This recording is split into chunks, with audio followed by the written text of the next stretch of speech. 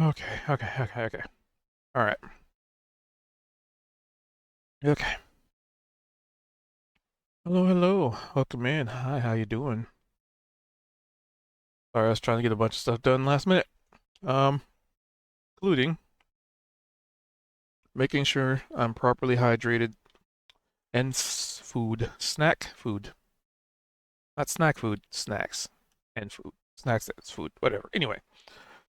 Hello. Welcome in. How you doing?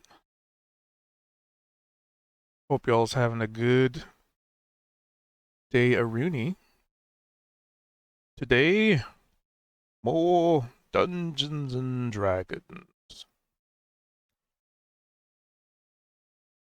And yeah, so gonna pretty much get this bad boy started in a minute.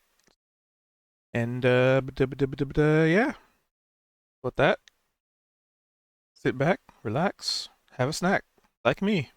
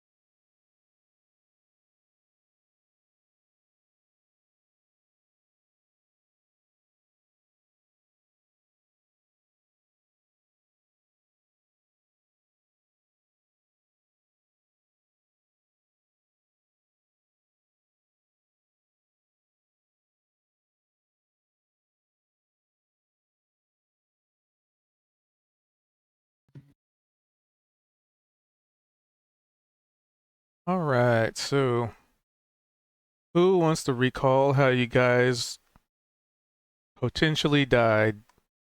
You mean how we found that in the enormous chest of golden gems? Yep, I can I recap. yep, I remember, and they were all mimics. But then when we broke open the mimics, they turned out to be actual golden gems inside the mimics that were not mimics. No. Correct, but Okay. then once So, you found that out, you found out they were little chocolate candies. which were delicious. Okay, so we were down in the home of the mole men, and as a few of them were walking us to town, we realized a bunch of them were missing. So we each split off with our mole person friend and began to search the area. I was probably one of the more effective in totally not getting lost and separated from my mole person guide at all. Didn't like totally didn't wander around trying to find them and eventually find my way back. And thankfully they were there. So that was cool. So very, very helpful on my part. But yeah, Gnome actually discovered after digging down. You'll have to give the more of the embellishment because you were there and we were. I was not, but uh, dug down into a spooky room. You want to explain that, and then we'll move on to the rest of the detail of it. I feel like you can give so much better description to the experience that you went through if Gnome is there.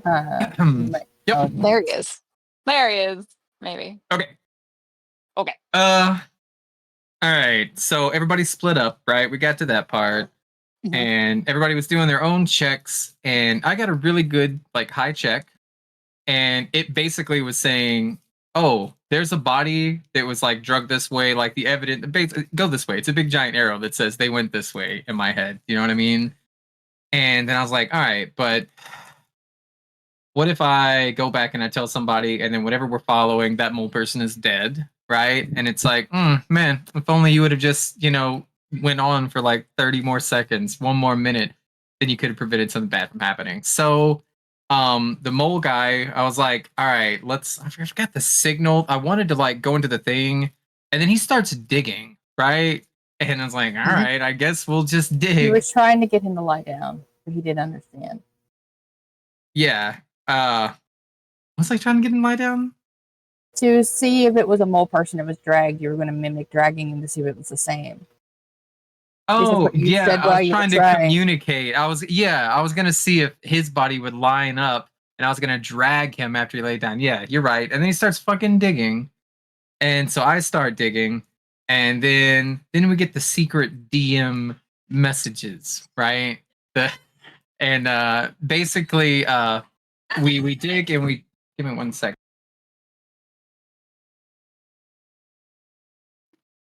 Okay, so all right, sorry. All right, so we're digging, and then we kind of slide into this little underground kind of parallel area, right? Tunnel-ish, and it's got skeletons and skulls and nasty necrotic bits everywhere. And again, we could have like exited out the ceiling, I guess, or it was more like a slant. It wasn't straight down. It was I kind of picture it like a slide. And instead I went, yeah. And there was like a door frame, right? But it only kind of looked like a door, and there's no doorknob, and there's no indication that there's anything beyond this door frame, right?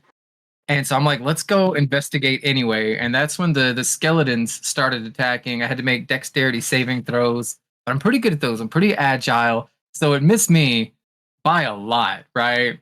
Which I imagine I'm just going to insert my own headcanon into this. Frustrated the DM that, damn it, this little gnome, it's too fast. We can't kill him. So what does he do instead? He's like, well, if we can't hit him, we'll kill his friends. What's the closest NPC that we could murder in front of him?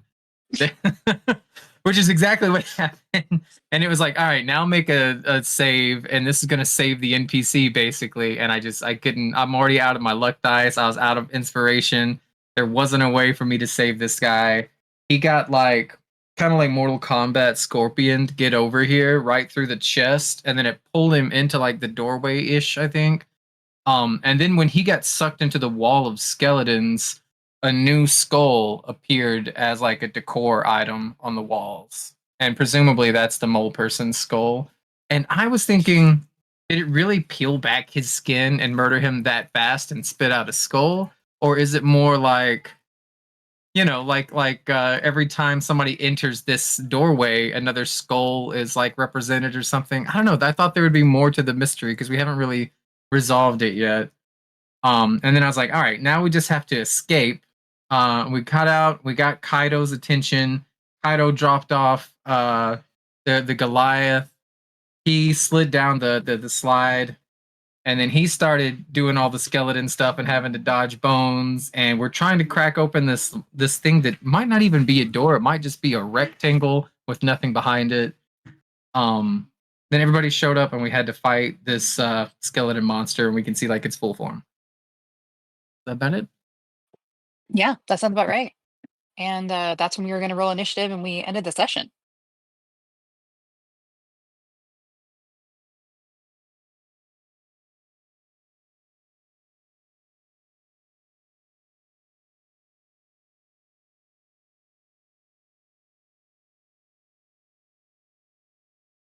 See, the longer we take to describe these things, the more food Cube gets to eat. So Oh yeah, I let's love take do our it. time Well, with that. so Oh. are you done? I was gonna say that's a good point. See, that's the trick, Cubes. If you're still eating, just have us start the recap and be like, tell us all the details. I feel like there was more that happened during that session. Do you recall? Gosh, well, what's happened? Wait, before Price smelled the rotting smell from one of the Oh houses. yeah, right. But when we got to it, the door was locked, and I was going to lockpick, And they didn't want but us to break it well, in. yes, and I was trying. And oh yes, there was the breakdown in communication because I was like, I will not harm the door. This will be very gentle. And he was like, he translated it to the little people as Can I she's going to break it? absolutely destroy this thing. So of course they were like, no, don't do that. So yeah, so there's also mystery death upstairs in one of the homes. That's right. Oh man. Yep. What else? Um, Is there anything else that we missed? my brain's going blur. I don't think Kaido really found anything. Vimac didn't really find anything either, but that's because we were just getting trolled by the dice. Well, yeah, Mhm. I went on horseback. You went on Centaur back, Centaur more back. specifically. And then caught up. Never was with on a horse Gnome. before, so he's like, just hang on. Oh right, you guys were going at like Mach Centaur speed, right? Yeah, so then I stopped and I was helping him out with the door. And then he went Mach Centaur speed back to get Trace and a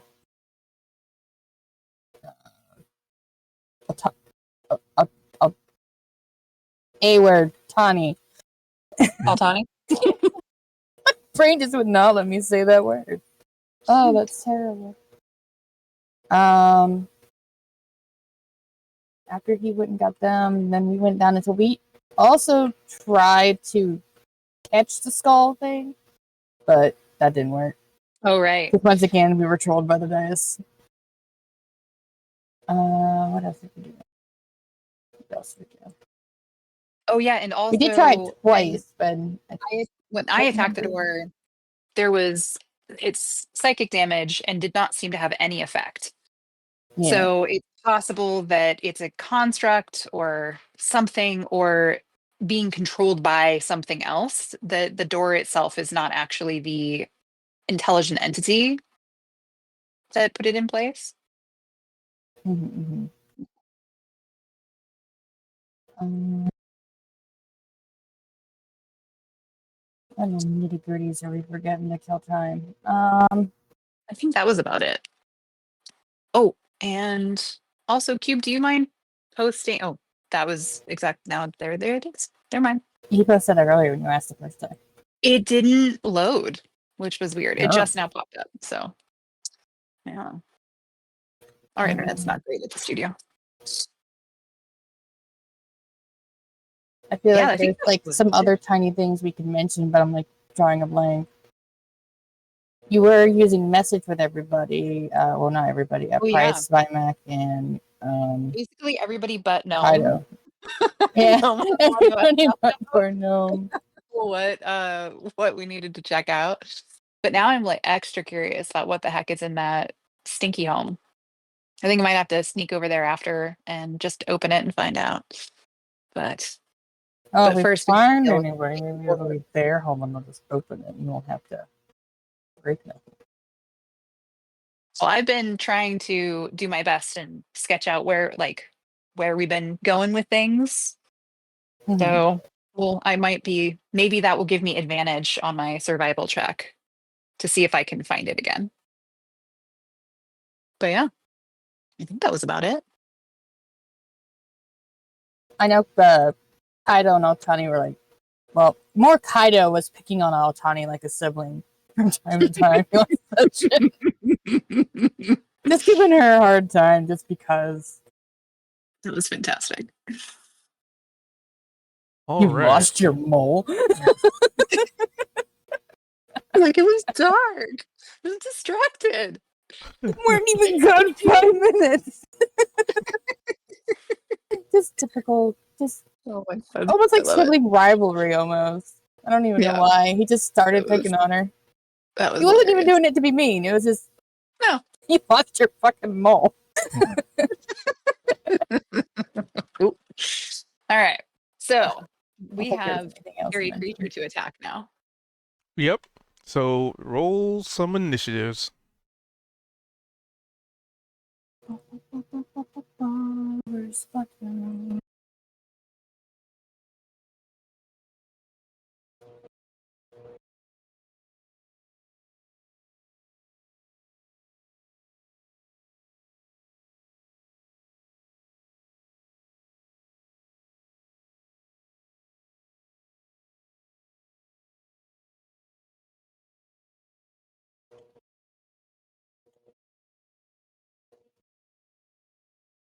Okay, so here's how I'll do.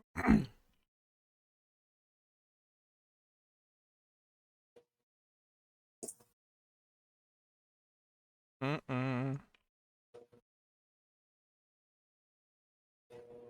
Oh yeah, I remember the eyes on the wall lit up too. They were like a faint red glowing. That's how there's some lights around the area now, and I actually can see the thing. Line center. Da-da. I'm remembering that now too. Am I the only one in the group that doesn't see in the dark right now? Really? Yeah. I think so. Yeah. I think Wait, twice what? you can see. I'm the only person in the party who can't see in the dark. I can and can't. Sounds like you need to Right. partake of some of the gnome slash goblin traditions.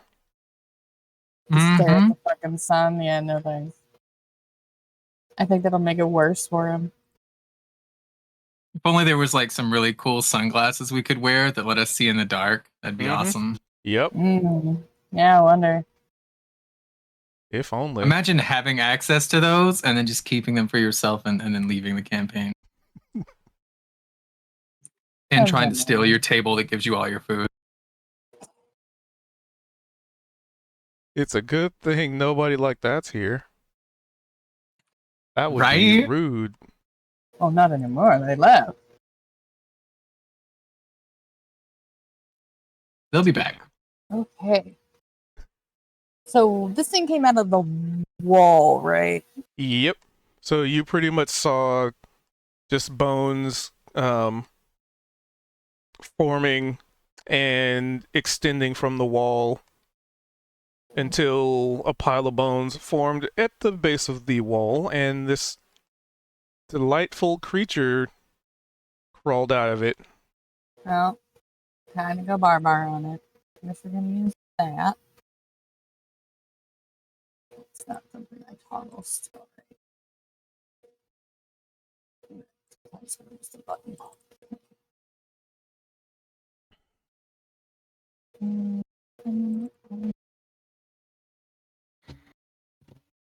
And in case you don't remember what it looked like from last time, I'm looking for stuff on the sheet. Giant monster in my face thing.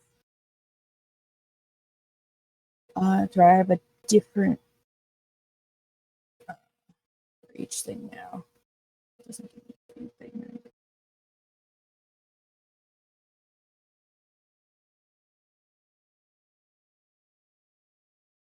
Oh, I can have dark vision? What? Hold on.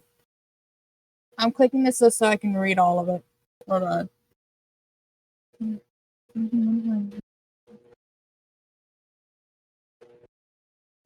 Oh. Can I have my dark vision activated? You would have been using this one if we went into the fucking mines. when Kaido realizes that, man, I can't see anything. I'm used to This the sucks. I'm the only one with no dark sheet vision. update. I was the elk totem, and I knew what that one did. I don't really know what this one does yet. It's still new for me. I'm sorry. Yeah, I technically had dark vision. That's fine. So you did Sorry. lay in this. You did do the goblin tradition. I guess. Oh, bye. So dark vision. Call you. Right. No. She said, be right back. Oh, that's something. Dark vision. Sorry, I'm having hot sauce, so I'm like raspy. Vision. Yeah. Vision. Range. 60. Do I still have the hoops thing having moved 30 feet of stuff, or did that go goodbye with the new paper? I still have that. Oh, you didn't want to take the salmon aspect? You can be a fish horse. A seahorse. Nah. You could be a seahorse. He would have gone with the owl one because it's going underground for this. What? You didn't want to be the first centaur to climb a tree? I mean, he already has some climb stuff too. From my athlete, I have a climb speed equal to my speed. All right. Okay. Yeah, I do still have the charge thing. Okay. Sorry, I was just seeing if I still had that. So I'm gonna run up, use blep. Attack roll, normal. Attack roll, normal. 22 and an 8. I'm only gonna assume the 22 hits. A 22 could hit. And it Wait. does. Okay. I'm gonna use other formula because I'm raging. And then I charge 30 at it. So I'm gonna use my hooves as like a bonus thingy. Not this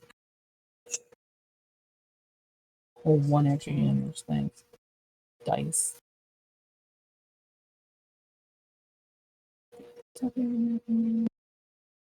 Well, the only hit point that matters is the last one. Alright. Yeah, I'm done. So, Price.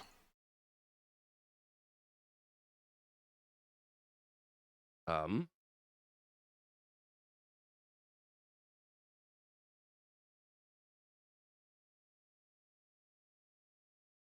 see.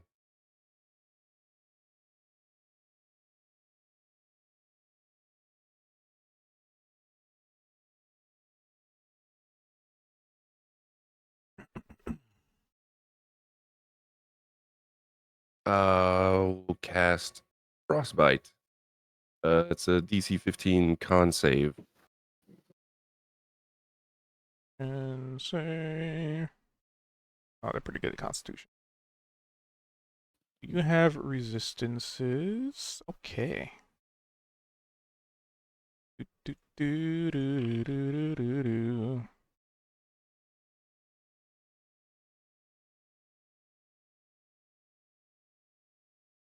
So what's Frostbite look like? Oh shit. It's kind of like he'll hold out his finger, and his finger kind of like turns into an icicle, and then all of a sudden there's like a it's like the effect of a snowball hitting this creature. Give me one sec, too. Hold on.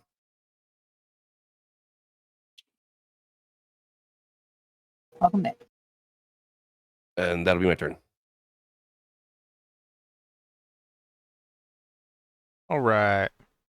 So this thing gets hit by a super snowball. One creature you can see what's in range, target must have a Constitution save, D6 hull damage, and disadvantage on the next weapon attack roll it makes before the end of its turn. So you would see like some of the snow start to form into like ice shards, maybe like kind of sort of binding like some of the fingers together and like forming over the claws. Creature will remember this. And then Altani, who I think was back yet? Yeah. I said BRB.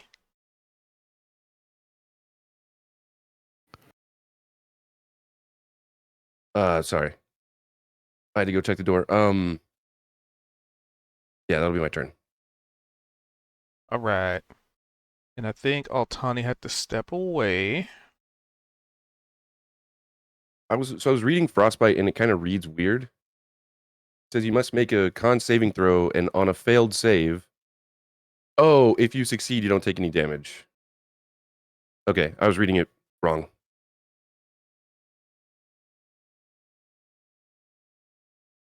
Okay, we got the damage in there. I apply that. I think I did. Yeah, I did. Okay. Pretty sure I did. Yeah. Alright.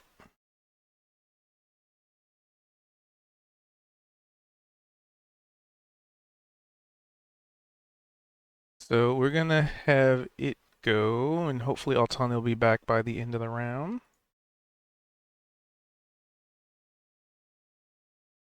Alright, so it has disadvantage on all attacks or just one? On its next weapon attack roll. Okay.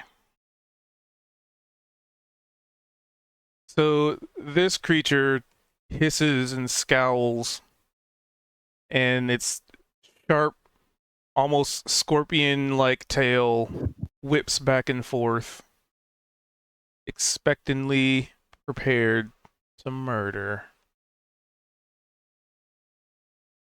And it's going to do... Well, the only one next to it is Kaito, so Bring it on. it's going to unleash its flurry of claw attacks, but the first one's going to be at disadvantage.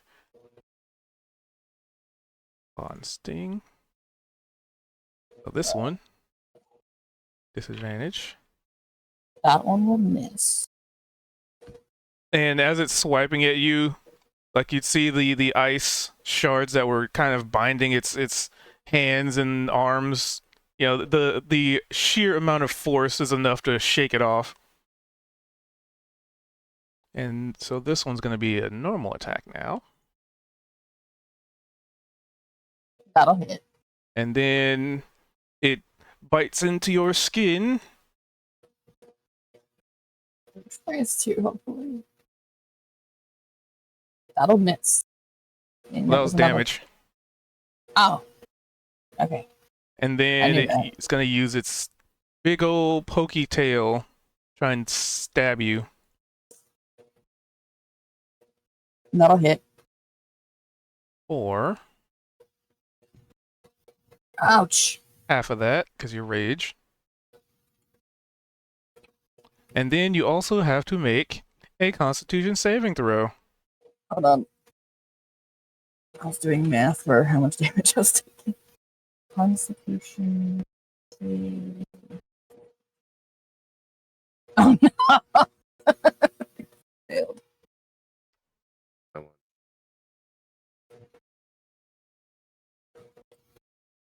Oh, that's unfortunate. Yeah, I got a natty 1. That's terrible. Oh, it is. So unless you have a means of making that a not natural one, I do not have inspiration. I gave it to someone last time. I don't remember what it was used for, but I remember it was used.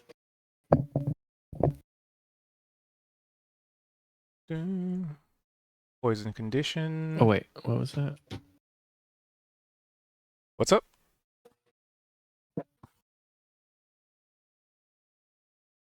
Oh, darn. Here, you have my inspiration. I think you gave me one sometime, so I'll give you one. Alright, so I rolled the constitution thing again, right? Yep. Roll again. It's just not in that one, but And then Aw. to inspire you, I was yelling out that my mount can't go down so easily.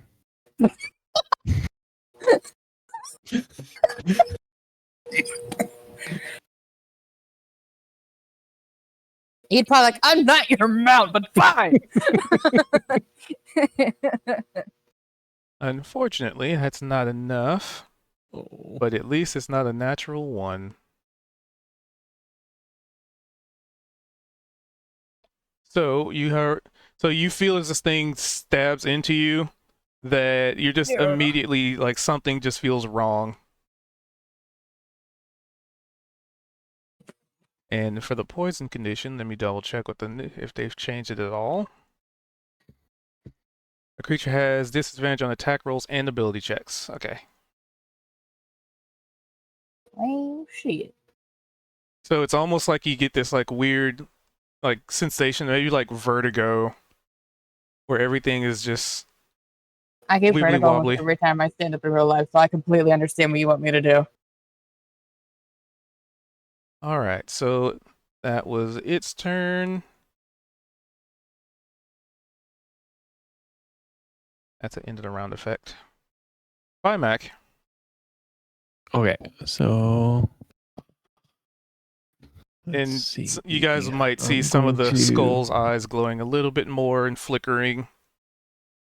I'm going to Armor of Gathes on myself for a bonus action. So 15, And it did a good little bit of damage at the start there. 15 bonus.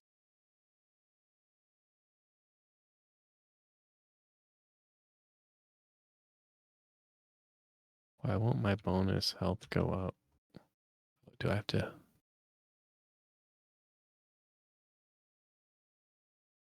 Yeah, my.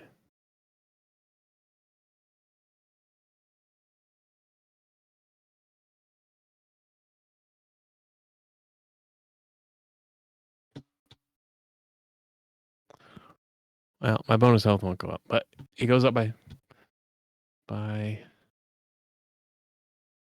15, and I will come in and swing my sword. Where is it?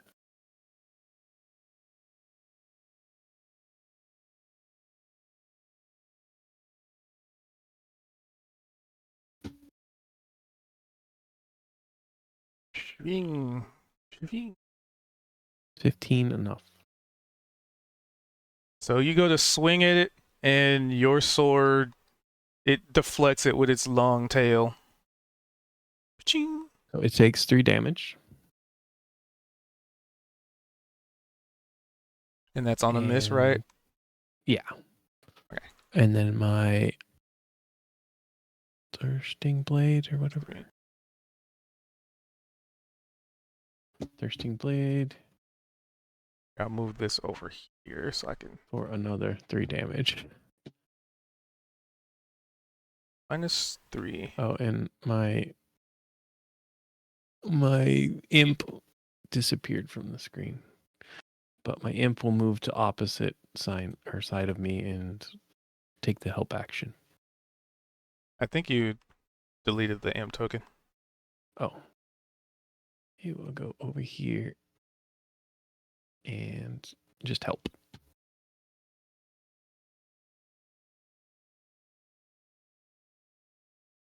If I can fix the artwork for that one so it's not just a weird token. Pretty sure I can.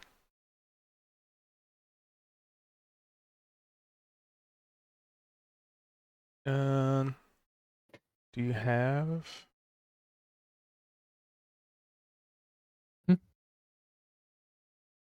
I'm just looking for the token because you had control over it got it back.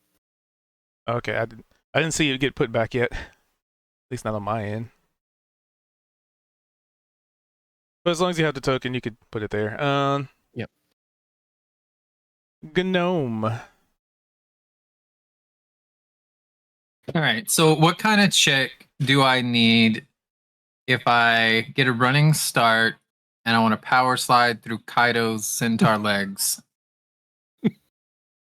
Well, technically, moving through an ally is not really much of a check. Are you trying to make it look cool? Yes, Performance. the flashiest. Okay. So I'm going to run this way because I got 55 movements. I got plenty. Oof. Performance -1. All right. So I'm going to do, and like, I want it to look like I'm doing one of those hardcore spy movies. They do like a little tumble and then they land like with one knee kind of up and like their hands are like palm first on the ground. But what happens is I kind of like I do more of like a soccer tackle and I end up like skinning my leg somehow against like the bone and shrapnel here and it's very slow motion and I kind of just have to stand up and push myself back onto my feet. And so I'm gonna say the movement ends here because I got 55 and it only took me 30 to get here. So, yeah, it's very messy looking. It's not impressive at all, but everybody knows that's what I was going for. Like there was no reason. There's lots of movement. There's only one bad guy right here. There's lots of area, and instead Kaido would see me come out, and I take my long sword out, and I just kind of tumble, and you hear like oof. Ow, as I'm like scraping myself on these bones. And then it just like a dog dragging its butt on the carpet, I just kind of slide under him a little bit and then stand back up. And I look at this thing and then I hold out my sword at him and I look at Kaido and then I look at Vimac and then where's my buttons? And then I'm going to do some Goblin Brawling. And then I'm also going to extra attack Goblin Brawl. And then I'm also going to flurry. So I'm going to do 4 headbutts. Oh my god. Good Uh-huh. start. Yep. Wait, oh, these are damage damage. rolls. I was like, fuck. Okay, I was like, damn, how do I get so low on all of these? That is the wrong button. Okay, hold on. Attack 2, attack 3, attack 4. All right, so that's a natural 1, and then a 20, a 16, and a 19. So the 20 and the 19 would manage to break through its armored quote-unquote carapace. Okay. And the natural Well, one will then- have you roll a d20. All right.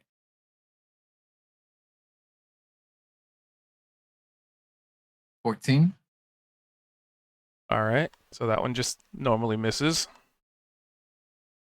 Okay, and we'll just take the first 2 damage rolls. That's a 10 and an 8, and then I get +3 for Fury of the Small. That's 18, 21 bludgeoning damage. There's 21. All right. Is that +3 just a one-time thing? Just once, yeah. Once per turn. And I get 3 charges a day. Small. Any creature that's bigger than me, so it's got to be a medium or bigger, I can use Fury of the Small. That's pretty much everything. Yeah. Until you have to fight a pixie. All Right. Pixie right. arc incoming. The big bad boss is a pixie. His name is Rain. So Kaido sees this, the theatrics, the acrobatics, the sword is out. I don't use it even once. I just keep using my head. Once I bash my head against the ground because I try to hit this thing so hard, but I miss, but I have such force that you just little tiny trickle of blood, on the forehead. But then I make up and hit him 2 more times after that. And then I miss the 4th one because I'm really dizzy at this point. And you can kind of see my eyes just kind of like doing that swirly thing. And in my turn. All right. And let's roll it back to Altani, who hasn't made it back yet. They probably would have just used their soul blades. Good heavens. Hello. So Yeah. sorry. Oh, good Hold on. timing. Yes. I had a client call in that I had to talk to. Apologize for that. Because of course she couldn't call me back during normal business hours. So, all right. Did we die yet? Hopefully we didn't die. No. Good. Okay. How do you want to attack this? I'm going to pew pew from where I'm at with my soul blade. Nailed So always. Which hopefully we're gonna see if it actually is effective on this thing. It may not be. So yeah. Which should be under, I think if you go under my like inventory, Yeah. I think it's under there. Um, Soul blade. is it? Did they ever But do you make want a that? sneak attack? If it hits, yes. So when you Right. first when you click it, it'll pop up the options to attack or damage. So you click. I don't see it. Psychic blades? No. Yes. Yeah, I think so. That sounds right. That's a bonus can- action though. I can try. Let me try to open it up here. Let's see. I have your inventory has dagger, short sword, psychic blade. Yeah, Is that the psychic one? blade. Okay. Yeah. Okay, so. And you get or no, you don't get advantage, but you can use your thing because somebody's next to Right. it, right? Yeah, because the advantage only applies if it's in melee range. If I understand that correctly, I think, yeah. But yeah, sneak attack. 17. would apply. Does 17 Mhm. hit? A 17 goes right past it. Whoosh. Really? Oh no. Okay. Then let's see. You know what? We'll go ahead and try my offhand. So you'll roll it again for the attack number, and then the damage. I'll let you know what the damage is. 16. No. Nope. Well, then Whoosh. I will just hang out and cheer on our teammates until my next turn. Okay. Thank you. All right. End Oh, of wait. turn Oh, effects. Hmm? Don't you get 3 attacks? Nope. Oh. It's one No, just in attack Baldur's if Gate. it's one attack, and then the offhand, Mhm. and the extra damage comes from sneak attack. Mhm. I thought it was. I thought when I was reading it was 3, but then if you are a dual wielder, you can have 4 attacks. But like, yeah, What? like with a small weapon, with the nick and all the extra bonuses Oh and no, stuff. the dagger lets you. Usually, if you're dual wielding, like you don't even need a feat for it. You can always do one with a main hand, one with an offhand. If they're light weapons, the nick Mhm. property lets you use both of those with just your main attack function. That way, you can use your bonus action to use like a cunning rogue action. So it lets you open up your bonus, but it's in place of, not like with. If that makes sense. Mm. All right. And because I missed the attack, I don't get Nick, right? Correct. Isn't it apply? Yeah, only when I get in a successful attack. Okay, cool. All right. Somebody feel free to roll me a d20. I'm gonna vote not it because I'm not having good dice day.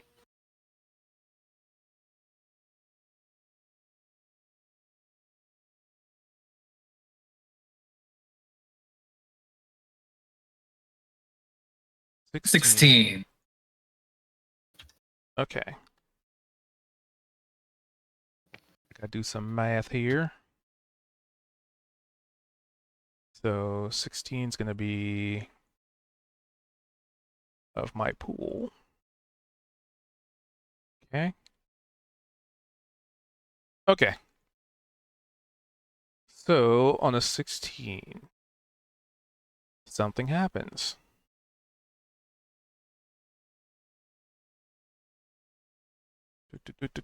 So you would see some of the bone skulls embedded in the wall start to basically be pushed out of the wall, stumble to the ground, and from those smaller piles of bones,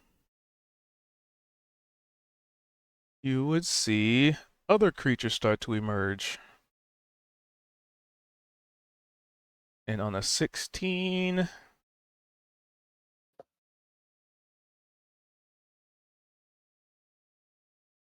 sorry, I have a whole pool here. Okay, so on a 16, we are going to conjure a chonker.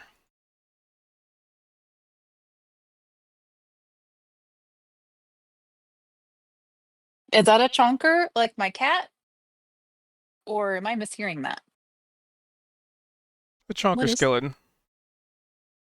Nice. Oh, loud, it's coming. That was 15 of the pool. Just a little reminder for myself. Okay. And you've seen something kind of like this already. It's one of those giant skeletons that seems like it's just made of amalgamations of other creatures. Was Very that one put of the two together. things we fought on the bone pile? It's about that size, just as much of an abomination. Nice.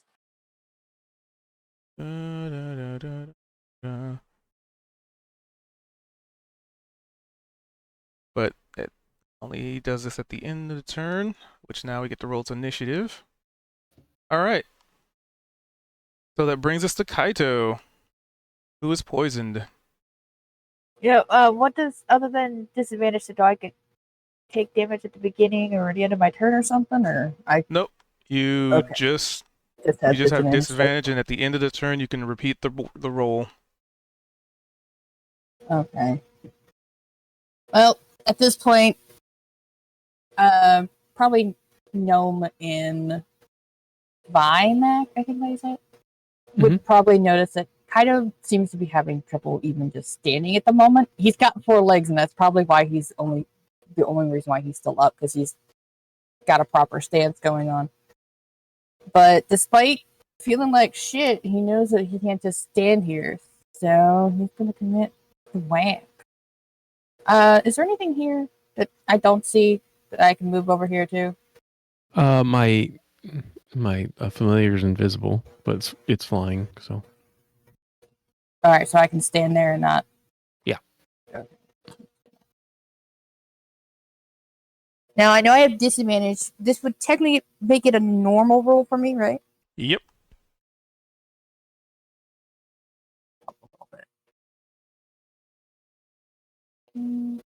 Normal. Normal. 26 and a 17. 26. And how do you feel inspired by this? Oh yeah, I forgot about that. No, the fact that he feels like total utter garbage, and he's like his vision's swirling and everything, and he's doing the best he can to at least stay involved in this battle. The fact that he hit it is probably what inspired. Like, it's like, all right, I can manage this. So the nat 20 would definitely hit. The 17 would not, though. Did that add the crit to it? Or did it just add So, my barbarian? Another, just the raw weapon damage. How do I do that? D12. Just a D12. Roll a 12. Nope. Okay, 23. 4.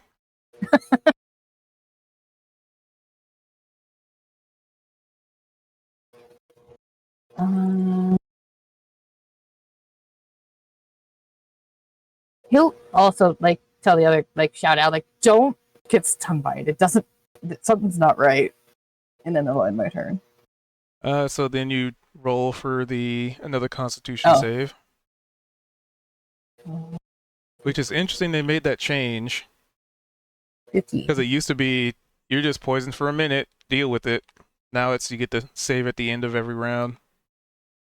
I got 15 on that one. I 15. think that's the same I rolled last time. Is it the That's same easy. where doesn't poison condition give you disadvantage on your attacks? It Yeah, that's why I had a does, normal roll from where I'm at. Oh, but I had the- 13. Yeah, they're flanking, so it canceled it out. That's why I got a normal. So poison, I gotta check. It's not on saves, right? Attack rolls and ability checks. Okay. So You think it it's would shaking off affect poison. saving throws? It would feed into itself that way. Yeah, but then it starts double dipping. And you know how much they don't like things to double dip, because then players start double dipping things too. But it specifically states attack rolls and ability checks. So the 15, you would shake it off. Oh, okay. So remove poison condition. Boop. Oh, oh, there we go. Not poison. Yay. Okay, so when you cut into it, you definitely see a lot of wounds forming and what have you. Effectively, bloodying it. To which, once it hits this threshold, somebody feel free to roll me a d20. I got to do it last time. Somebody else.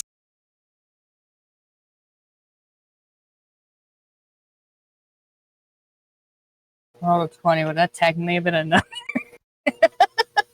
Net 20. Sure, we'll let it happen, because y'all's gonna need it. Anyway, Then you, Matt, go ahead and take an inspiration then, because I already have one Okay. right now. I will allow it in this circumstance, Oh, because God. This is going to be bad, ain't it? I'm sorry for what I have done to us. do. So 20, that is going to be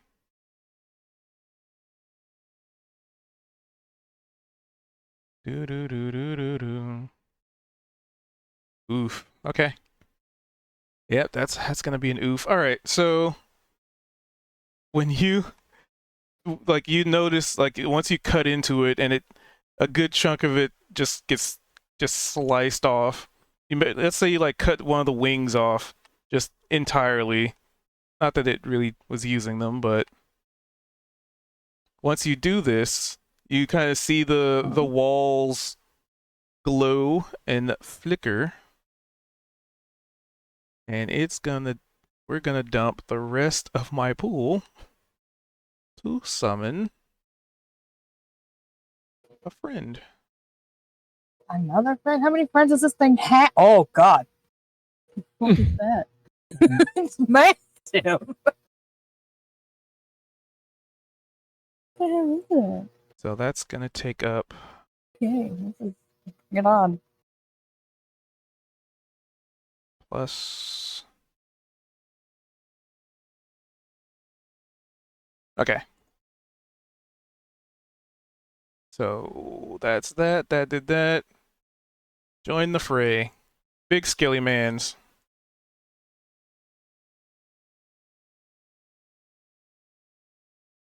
So he is now in the fight. But we don't have his initiative yet because he's still forming. Okay. Big guy.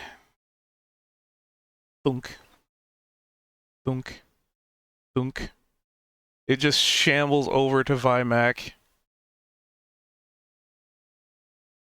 And it's gonna try to wail on him. Do do do do.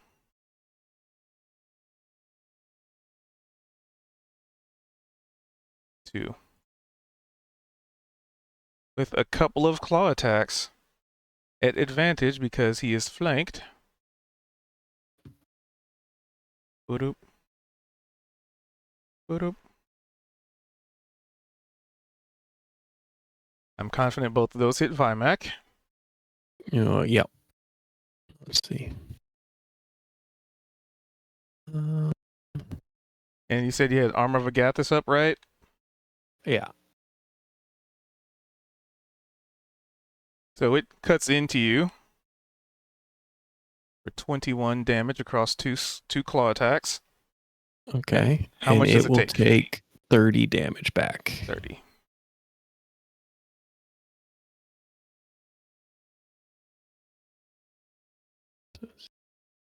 Zero. No. Extra and 15. Said 6 more, right? Okay.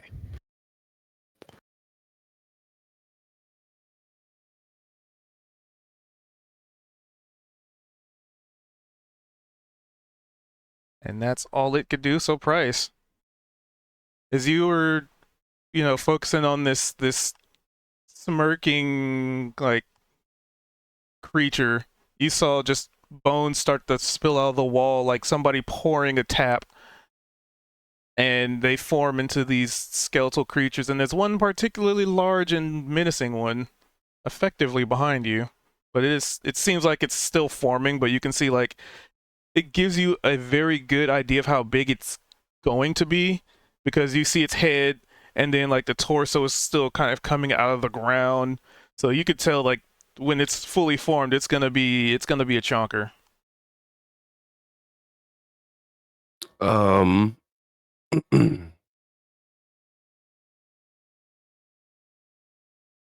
Hmm.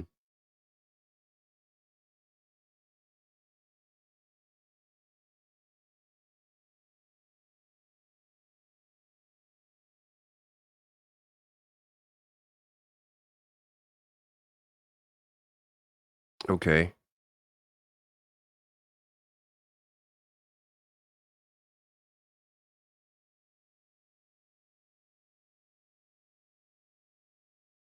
It can only summon one per round, so I have to wait for the other one to form.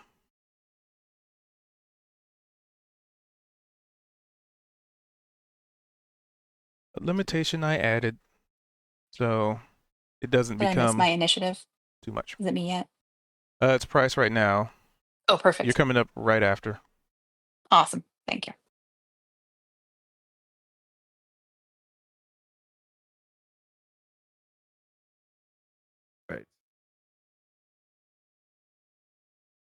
Seeing this thing forming and seeing how big it's potentially going to be,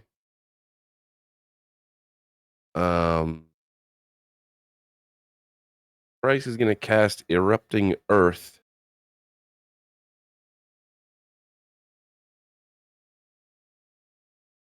Um,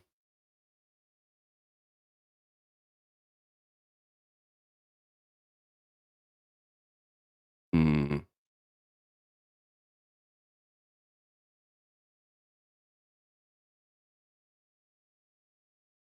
Hmm. Mm-hmm. Well, never mind. Let's see. What's Erupting Earth do?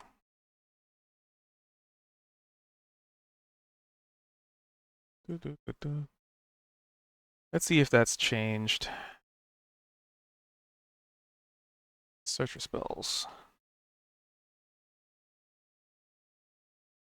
Oh, sorry, I'm stuck between a couple different things.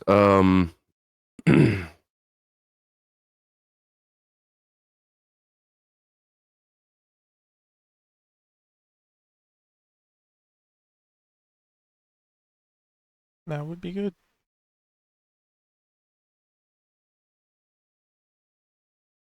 Yeah, I'll go with it.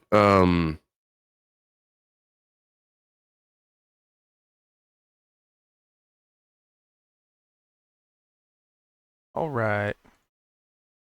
So it's a DC 15 Dex save, Give me damage. and okay, 30, All right. and that square for everyone else's knowledge as well is difficult terrain now. So let's see. You did 30, and did you want to put it in that exact square? Because you could put it anywhere Yeah, you want to, as long as it clips them.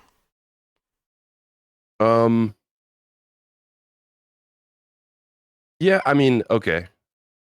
I don't know if I can move it anymore. You could probably place another, Oh. delete that template and place another one. Okay. Just as a reminder, because you could, for a spell like that, it's like you can put it anywhere. So basically, yeah. How do That's- That's my one tutorial for.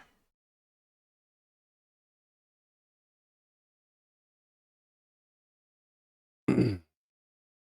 Are you able to just place another template? Just click the place I- measure template. Yeah, I was able to click and drag that one. Okay. So And what's Yeah, Erupting I'll- Earth look like? the Price will kind of close his eyes and he'll have his palms flat but facing down on the ground. And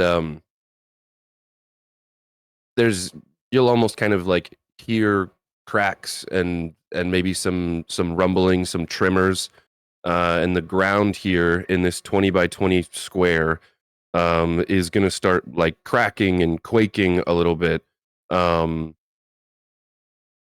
ground kind of almost crumbles, and it looks like it's going to maybe cave in, but it's just kind of like actively shifting and like tectonic plates colliding, just rubbing together in this whole area. All right. I believe the saying is that was the correct move. Vulnerability, that's damage in half, or is it double? I think it's double damage, right? Yeah. Double. All right. So this thing auto fails because it's still being summoned. It has no way of jumping out of the way or dodging anything. So basically, as this thing is rising out of the ground, you cause the ground beneath it to start like crumbling and ripping apart, which in turn, probably was the best maneuver you could have done, probably, maybe. And as such, it effectively takes 60 damage. Double. Already applied? Yeah. Oh, cool. So already doing the math. for me. And Price is gonna like all this is happening. His eyes are closed. He's gonna open his eyes and look over at Altani. Oh, hey, careful. There's a thing coming out of the ground over there, and everything behind you is gonna be tough to walk on. As you turn and you look at me, my mouth is just like open, like holy shit. And I kind of look at the thing you just absolutely destroyed, and then I look back at you, and then I kind of like slowly turn to look at the other stuff behind me, and I just turn back and I kind of nod. You had no idea Very impressive. adventurers could be this potent. I'm just so impressed and delighted right now. And Price will that thing looks, well, it doesn't have blood, but the fact that you've disrupted the ground that it's being summoned from, it's quote unquote bloodied. Bonied? I don't know. Skellied? I would Price will imagine move he just cracked up. a little bit just to give Altani some more space over here. And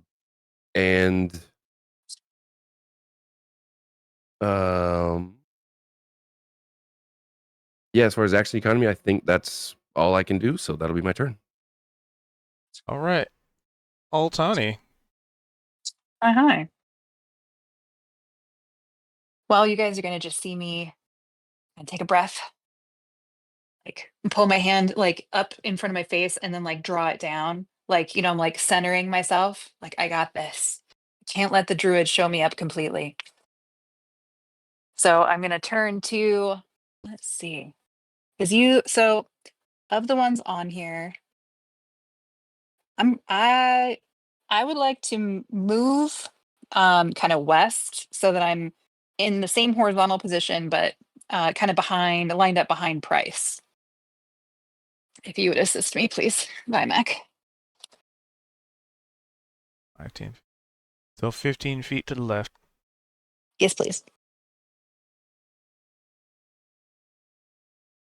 And I'm going to see if I can get a shot off at let's see. So the guy in the back right corner was the one that just got smashed.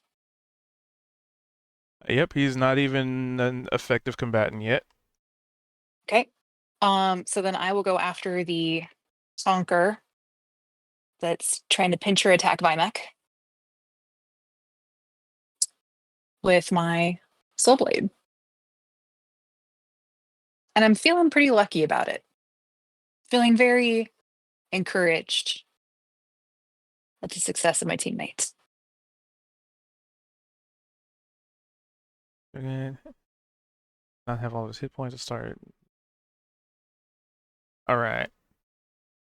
Vimek's got this Yep. eventually. Yep. Juggernaut, 12. Is this normal, right?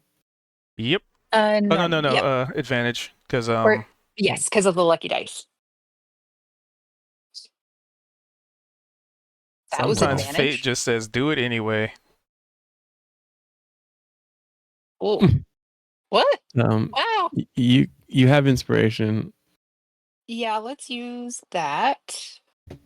Because I'd hate to hit you with it.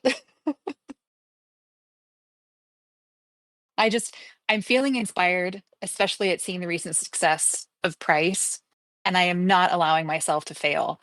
I got this. I am a contributing team member, damn it. So, yeah. All right. So The 22 seems about right for that. looks like that would be the last of your lucky dice rolls for the day because it was 1 of 3. Okay. Mm-hmm. It's all right. Worth it. Okay. And then damage, right? Mm-hmm. And then add 3d6 So the damage is 3d6 for the damage. And then that fourth die we're going to use to trip it.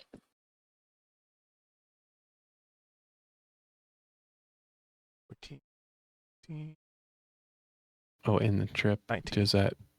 It's just a Yeah, I saw it on there. saving so throw on behalf of the other guy, 19. I think. trip Right? cost. The DC trip costs 12. one die. There it is. So instead of 4d6, it's 3.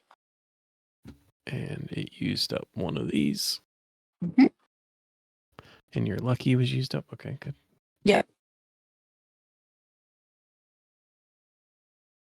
So the big thing gets tripped.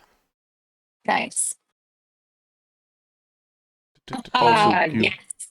Prone. this just popped in my head, Q, but I have a feeling that Altani's like DCs for the feats, for like the rogue feats, are probably just like how Zed's were. Set to the spell casting instead of dex. Just popped in my head. Oh, let's see. Trip.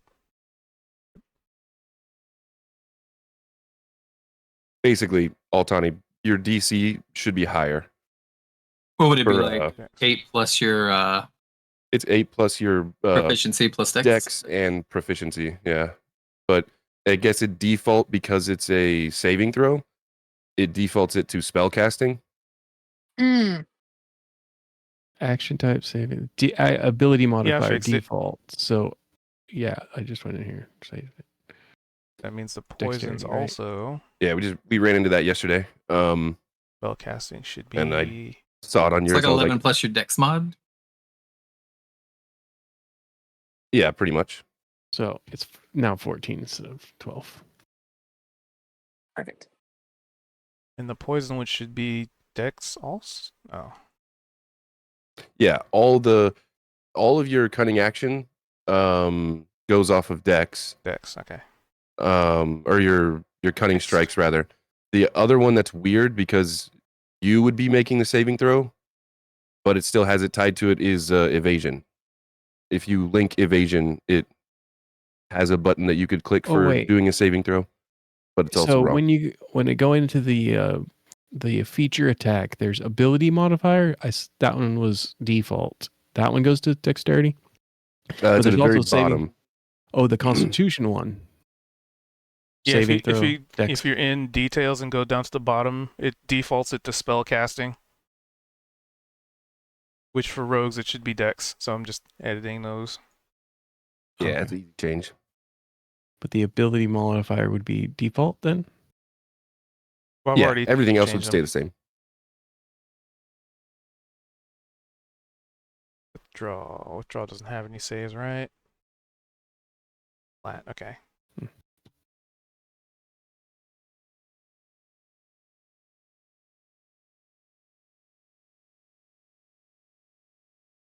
All right, so you did damage with that. And then I'll also attack him with my offhand while he's prone. Does Can that you give me get advantage? advantage yeah. because of the first one hit, right? From Nick, right? Mm-hmm. Or Vex. Vex, yeah. Vex. That's right. So But it would be Vex, if but it's- it's prone, so that would be disadvantage. But if you have advantage on it, then it just cancels it out. Okay. Wait, but he's prone. Why would I get Yeah. disadvantage if he's prone? So if Because if ranged attacks. if you do a range attack on the Hmm. prone creature, it's disadvantage. Interesting. Okay. All right. Well, perfect. So it's just a normal attack then. Yep. So we can just roll the attack again. Oh, hey. And then this is just D4 Oh, for damage. 2. Yeah. Or yeah.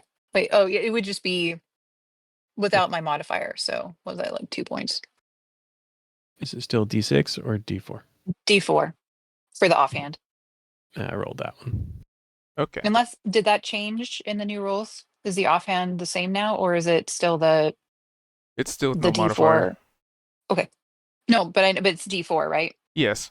So Instead D4 of the because of the D4. Okay, weapon cool. and no modifier. Cool. All right.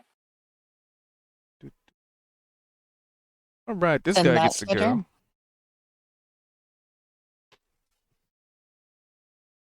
As a creature with some flicker of intelligence, it sees an opening, and as such, is going to turn and focus its attacks on Vimac.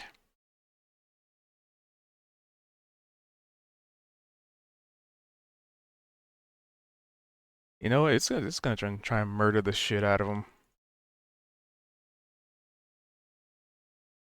No quarter. All right. Good luck. Every single one of these is gonna be with advantage. The Constitution saving throw. Oh, the attacks. Alrighty, so I am going to, because of that, do this.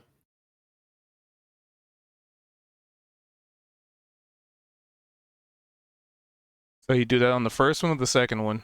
The first one, as soon as I take the first damage. All right, then that will go to somebody else. So where are you teleporting to? I'm gonna go right over here. Okie dokie. And because of that, it's going to be a... Oh, mine isn't the right one too. Right? Because it's defaulting to wisdom saving throw, but that's not my modifier. What is this from? A feature? No, they It's have to make the- a wisdom save. It should always be Oh, like it is 8 always a plus your wisdom save. proficiency plus probably your charisma in this case. But my spell save, let's see. Just want to take a look. It's It's just yeah, turn to me after I get now that roll, I you've got you, alerted so me to those. reaches in 5 feet. Psychic damage. Okay. Spell save DC. Where do you see your spell save DC? In your. Oh, you mean your spell save Spells like tab? general? Yeah. I think it's just tied to the. I'm pretty sure it's just tied to like each spell. I think that's just embedded. Your spell it says save is always going to my be 8 plus your proficiency bonus plus your mod. So your warlock that uses charisma, what's your Mhm. mod for your charisma? Um, Either 4 or 5, probably. 3. You'll have 16 charisma? 17 charisma. So, all right, so 8 and 3 is 11, right? Plus the 3 from your charisma is going to be a 14. Okay, so it did get a calculator right, correct. I think it's pretty good about doing it for spellcasters. It's just with the new rules, rogues have these now, monks have them. Like we all have some kind of like saving throw we can do now, or force. Within 5 feet. Okay. Well, let's start with you. The saves. All right. So since this is a reaction, let's figure this out. So it's a wisdom saving throw. And you Wisdom saving throw.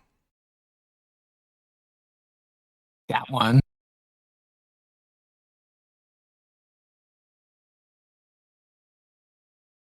So how much damage? Because it's 2d10. oh,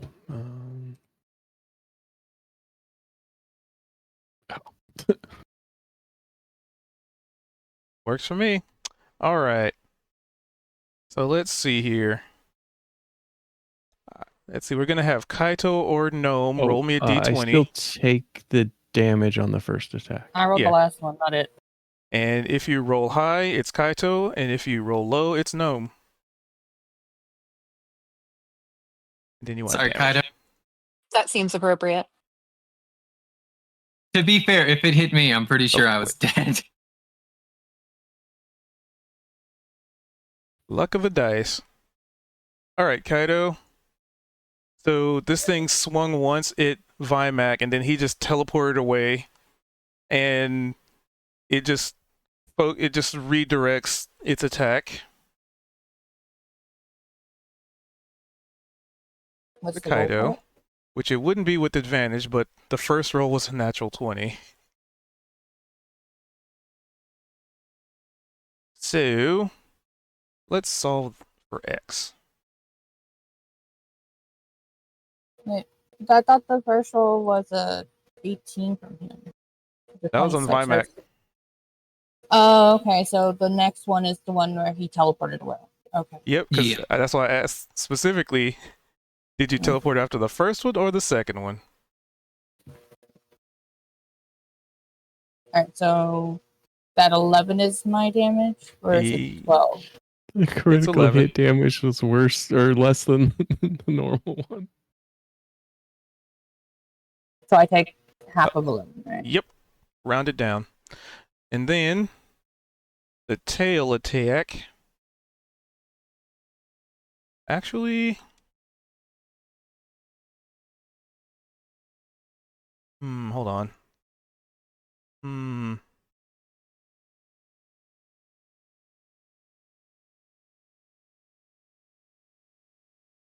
I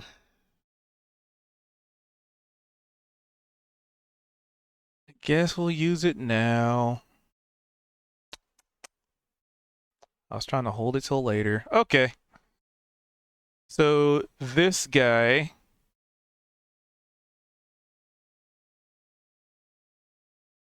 is going to melt into the wall.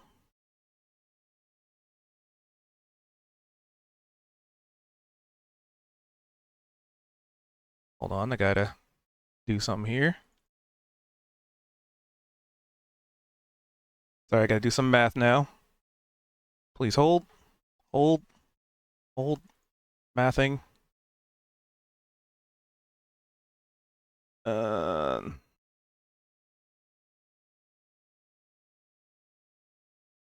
This. So, okay. Calculated.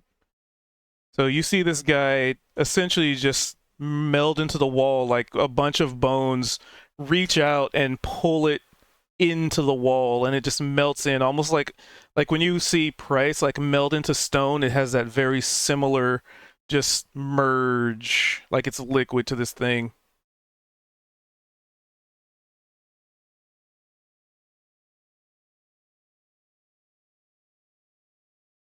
And where that juggernaut looking, just a skeletal juggernaut once was, this guy appears, and you see the bones, just like the bones that were there completely crumble and fall apart, and as they're on the ground they like rattle for a split second and then jet into this creature, reinforcing him.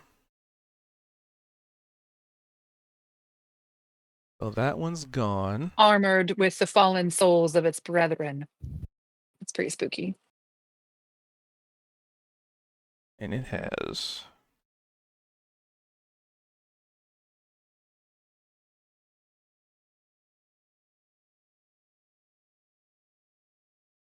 there we go.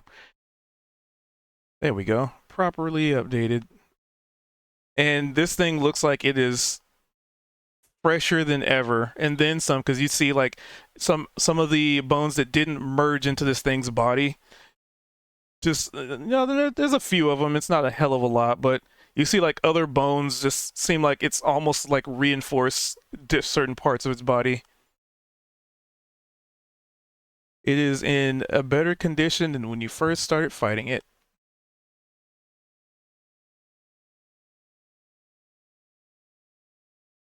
And cool. it gets its tail attack, because you realize its goal was to murder Vimac now.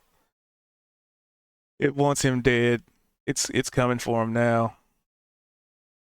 Which now he gets to do a tail attack. With the way it vanished, there's no way any of us could do off-roads, right? I just want to make sure. So what's a who's it?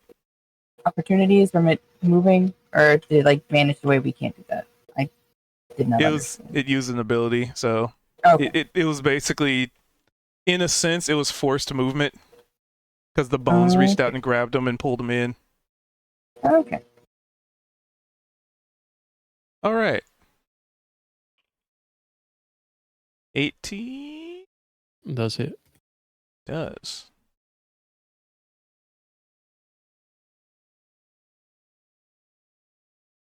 So I gotta scroll back up to the tail attack. There it is. Damage.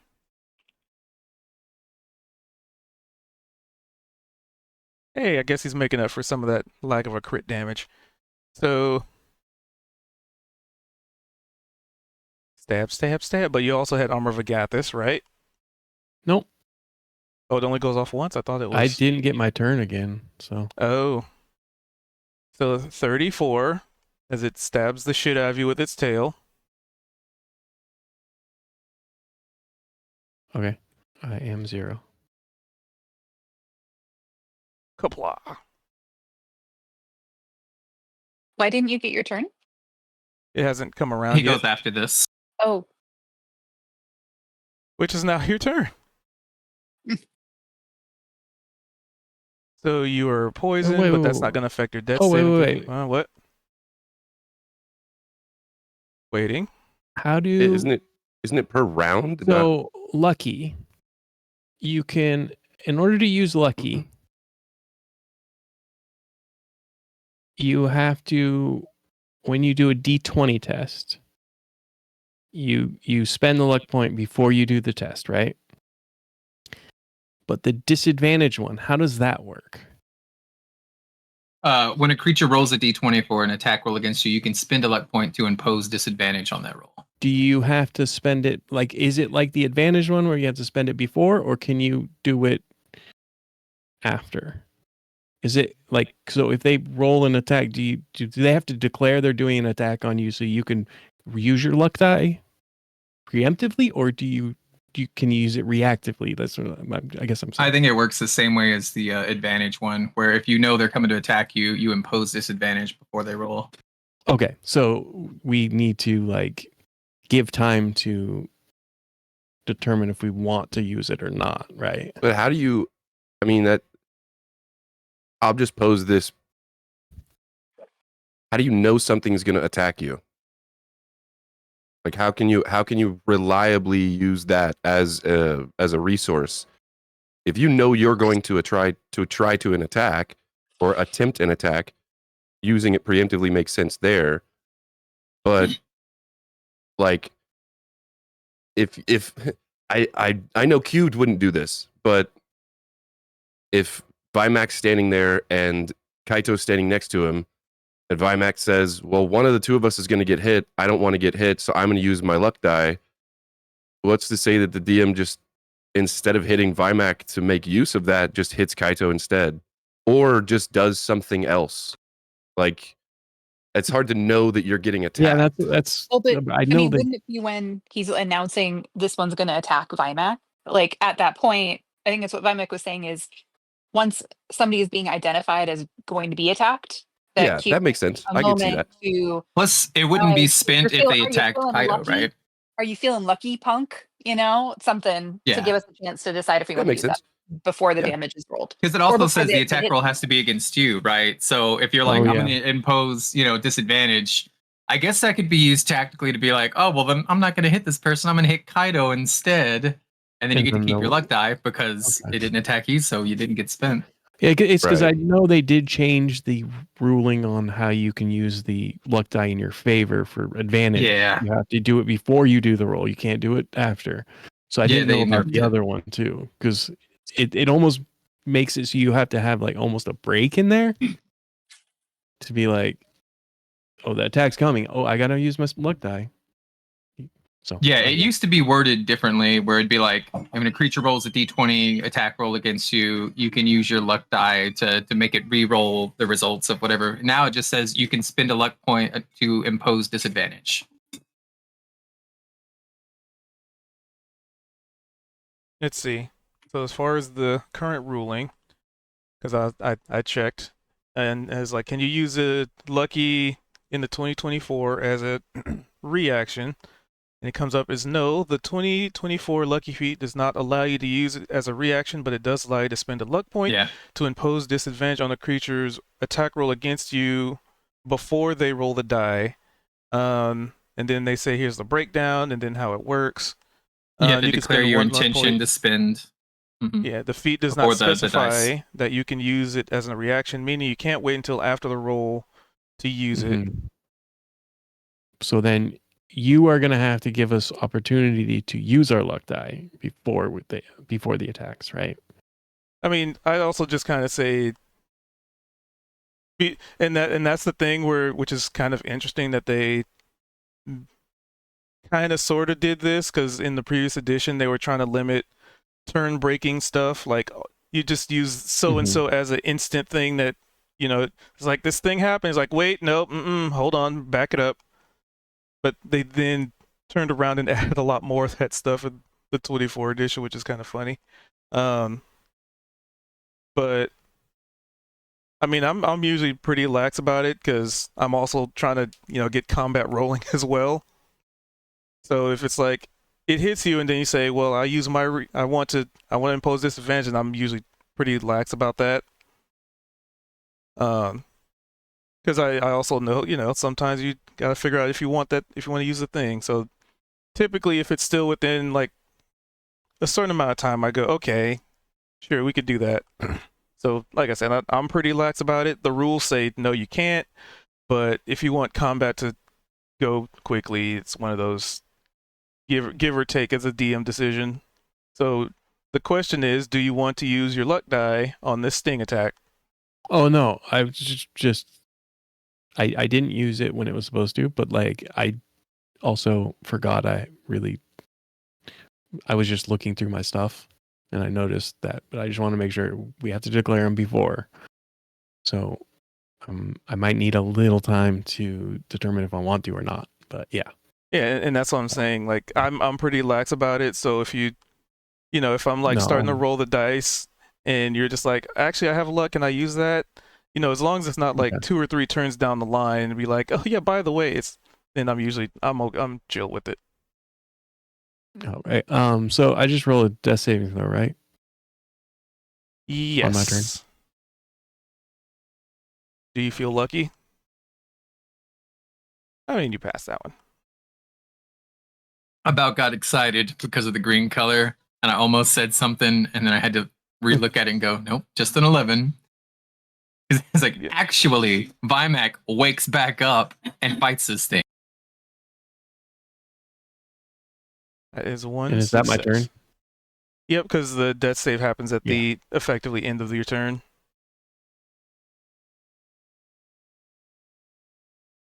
All Well, I right, guess so it made all up for my the crit plans damage. got screwed up. I prematurely posted that Sailor Moon, actually that's Venus, I think, with the ribbons, because I had a whole whip attack I was going to use, and it was going to be very theatrical so that I could fight this boss in front of me I while was also wondering what you attacking this posted one that for. 10 feet away. Yeah, I was like, all right, Gnome's going to do a barrel roll. He comes over here, he drops his sword, he takes out his whip. He's going to start using it like a color guard might, right? And I'm like, it was going to be a whole, but now there's no point. All right, my turn, right? Mhm. Okay, so 5, 10, 15, 20, 25. I'm going to try to get its attention onto me instead. I'm going to run over here. I'm actually going to use my sword this time. And then I'm going to try to use, well, let's see if it hits first. Oh, wait, this thing's not prone. That was the other thing. All right, so just 15. 15 on him will not hit. Yeah. All right. Well, then extra attack. 24. 24 will. All right. I would like to use a key point to do a stunning strike. You need to do a Constitution saving throw of 15, or the target is stunned until the start of my next turn. On a save, if it saves, its speed is going to be halved, and the next attack roll made against it gets advantage. And this isn't a magical effect now, is it? It's just a Ability. Okay. it's a monk feat ability. Let's see if it says. It's just a thing. It doesn't say magical attack. It just says when you hit a creature with your monk weapon or an unarmed strike. Ooh, 6. That's terrible. Okay, so it is stunned, and I went ahead and looked up to see if there's any new like rules on it. This means until the start of my next turn, Gnome's next turn, it's going to be incapacitated. It automatically fails strength and dexterity saving throws. Attacks against it automatically have advantage against it. All its concentration is broken. It can't take any actions or bonus actions or reactions. It can't speak. And then I get an unarmed attack as a bonus action, Brawlin, and this one's going to be with advantage because it's stunned. Did you roll And I damage for the didn't first do- one? I did not. I forgot. That's the first damage, and here's the second one. So 15 damage, 10 magic longsword, 5 bludgeoning. Do monks have mastery now? I don't think they do. No. I got a lot of stuff going on. I can turn my weapons and my physical attacks into like force damage if I want. If I feel like my hits aren't like hitting, you know. So you get the choice. All right. I get a bunch of stuff. I don't need mastery. Yeah, and I end my turn there. That was my action movement and bonus action. All right. So erupting earth. Is it damage per turn or was it just that initial? It's just initial, and then it's what is it? Negative terrain or whatever. Difficult terrain. All right. So at the end of that turn, he's effectively fully summoned, albeit with a lot of health missing already. But its initiative is after Kaito's. Oh boy. Oh shit. Okay. Oh yeah, I forgot to describe it. So basically, when this thing like downed Vimac, its tail just like stabbed into him. Almost, you know what? For maybe a little bit of a PTSD for Gnome, it's like very similar to that mole person that got impaled in the chest and pulled into the wall. It was pretty similar. I mean, this tail looks almost the same as that one, and it just stabs into him, but it didn't pull him into a wall. But it definitely put a decent sized hole in Vimac right in front of you. Sorry, Kaito, continue. No, it's okay. I'm thinking the entire time you were talking, and it just my brain just like went from thinking process to listening to like a few words and thinking process, so nothing computed. So if it was important, I'm sorry.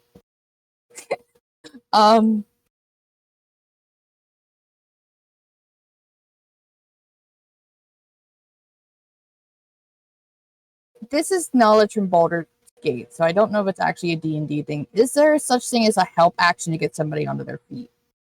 Or no? Yes, What does that entail? Like, it is a what's- medicine check.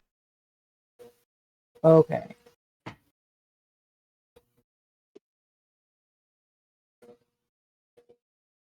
I'm not that good with that. So,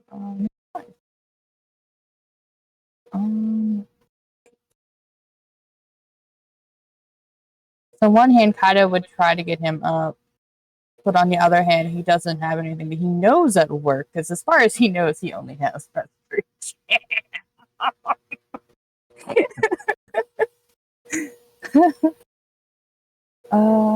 So yeah, he'll do what he knows what he can do, and he's gonna commit whack. Now, with the wall there, if I go here, would I get advantage with Gnome where he is, or is that not diagonally enough? Right here. Sorry, point where? Here. I mean that's enough. Okay. I'm just gonna go there. And once again, commit the whackening. Just 1, just 2, 19 and 20. Like if you were there, no. If you were there, maybe. It was like that. Sure, because you are kind of on two sides. And that's practically like they'd have to definitely divide their attention between two people. 20 would hit. Yeah. Another 19. Okay. I don't know. Rage. 16 damage. That is Only the 20 both hit, of not them? the 19. Oh yeah, the 19 and the 20 hit. Oh, let me hit the other one then. 16 and 20. That's 36. I think math. And he's gonna end his turn because he doesn't. Okay, that's it. All right. It's I'd say you would catch it peering over to the giant thing coming out of the ground as best it can because it's stunned. All right. It finally gets to go. Before it even got to spawn in, it was already knocked down a chunk of health. So let's see. But this is difficult terrain. 5, 10, 15.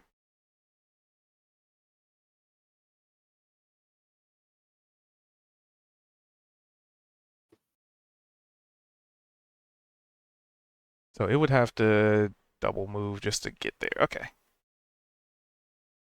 5, 10, 15, 20, 25, 30, 35, 40, 45, 50.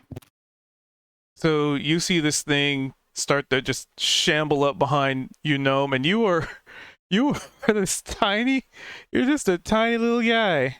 And this thing is like easily, like it's a huge creature. So that's what, 4 size categories larger than you? Small, medium, large, huge. 3 categories larger than you. And this thing's just, it's having a hard time getting to you because like it's having to step over this erupted earth, and it's like it takes footsteps, but like part of its foot catches onto like a spike or something, and it slips a little, and it's just having such a hard time getting through this difficult terrain. But Sorry, that was for Kyder. is all it can do because it had to do everything just to get to you, and it looks like it's ready to just smash you. But you probably even see like some of the spikes of earth like in its body because it formed in difficult that disrupted terrain. Price.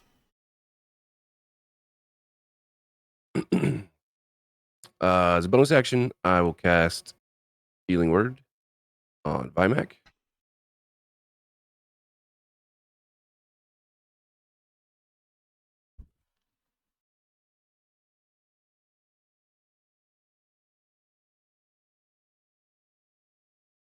That's awful.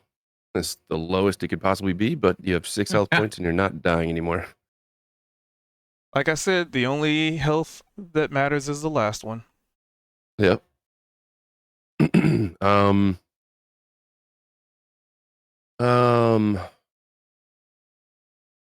So you're saying this creature up north here is like has merged with the other creature and looks much stronger again.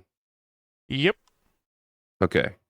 Like with all the damages taken, the extra armor plating, as one might call it, it's been knocked off. So it's it's starting to actually take damage again. Okay. Well, I hit this other thing pretty hard, and then seeing it actually completely form and start to try and flank Gnome. Gnome's got to stick together. So Bryce is going to Toll the Dead and DC 15 Wisdom save on the big guy. Ooh, wisdom is not your strong suit, is it? All right. Boop. Normal. That is a 0. As you would expect, the skeleton. Whoa.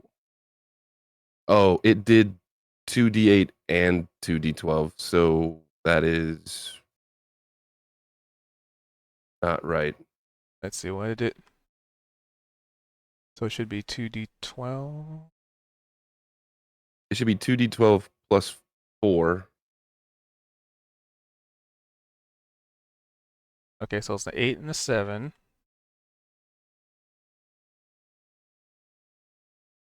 Wait a And minute, yeah, no, it's only on the plus 8. 4. Hold on.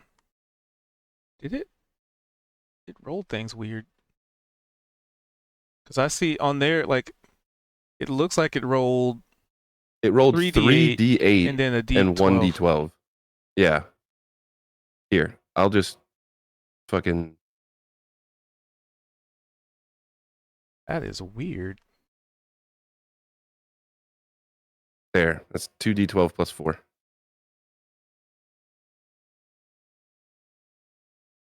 And one of them was still a 7, so it didn't change. Okay.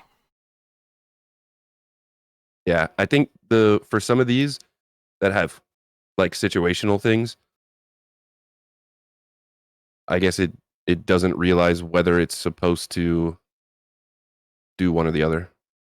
Yeah, it's probably not the either or toggle, so it's just doing everything. Yeah. I'll get rid of that. It's audible within 10 feet. The target must succeed. So that should be 20 necrotic damage to the giant skeleton. To this necrotic entity.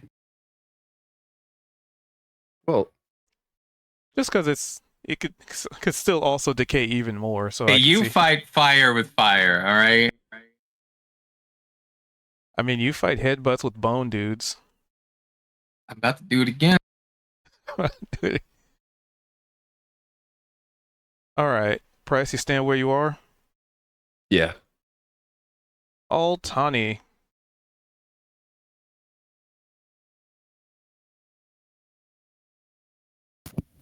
All right.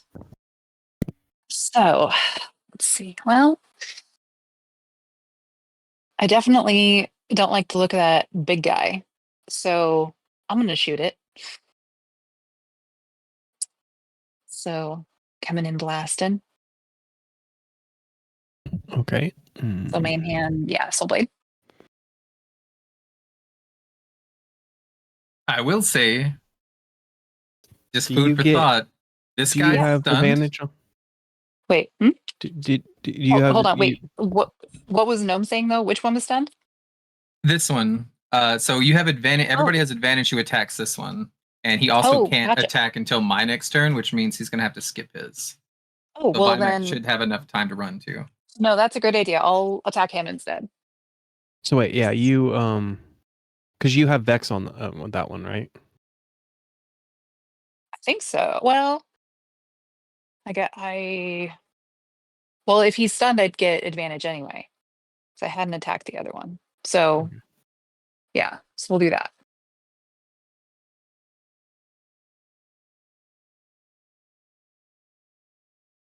That's definitely gonna hit. And then let's see. And you want to probably add the sneak attack damage and all that. I do. And I'm trying to think what were the other two options for the whatever attack? 16. There was tripping. You have disengage and poison Trip, as well. poison, and poison. withdraw. Wonder if poisoning would be. Sure, I'll try poisoning it. So 3d6 plus poison. All right.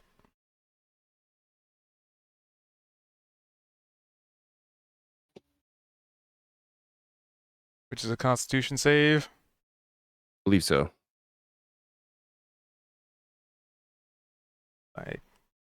Oh, Okay. here, let me put it up there. It'll just be a normal save. The stun's only 6 in strength. You know what? I'll let the dice see if it reveals anything. Do do do do do.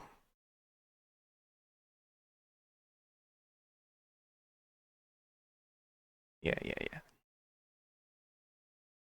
something special about this. All right, Dex save. It's a con save. Oh, do I need to edit that? Yeah, I Is think that- you changed it to like so. It's a con save for the target, but the DC is based on her dexterity. Right. So I think that's where you mix those up. But I know it's a con save. Oh, So con save. But You have 3 or 4 dexterity for your mod. I con save. feel like I think it was 3, but he'll have to check Plus my 3. sheet. Okay. Yeah.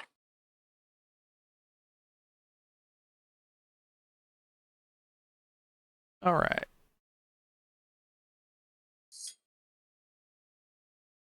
Whether or not that's effective, guess you didn't have no real way of knowing.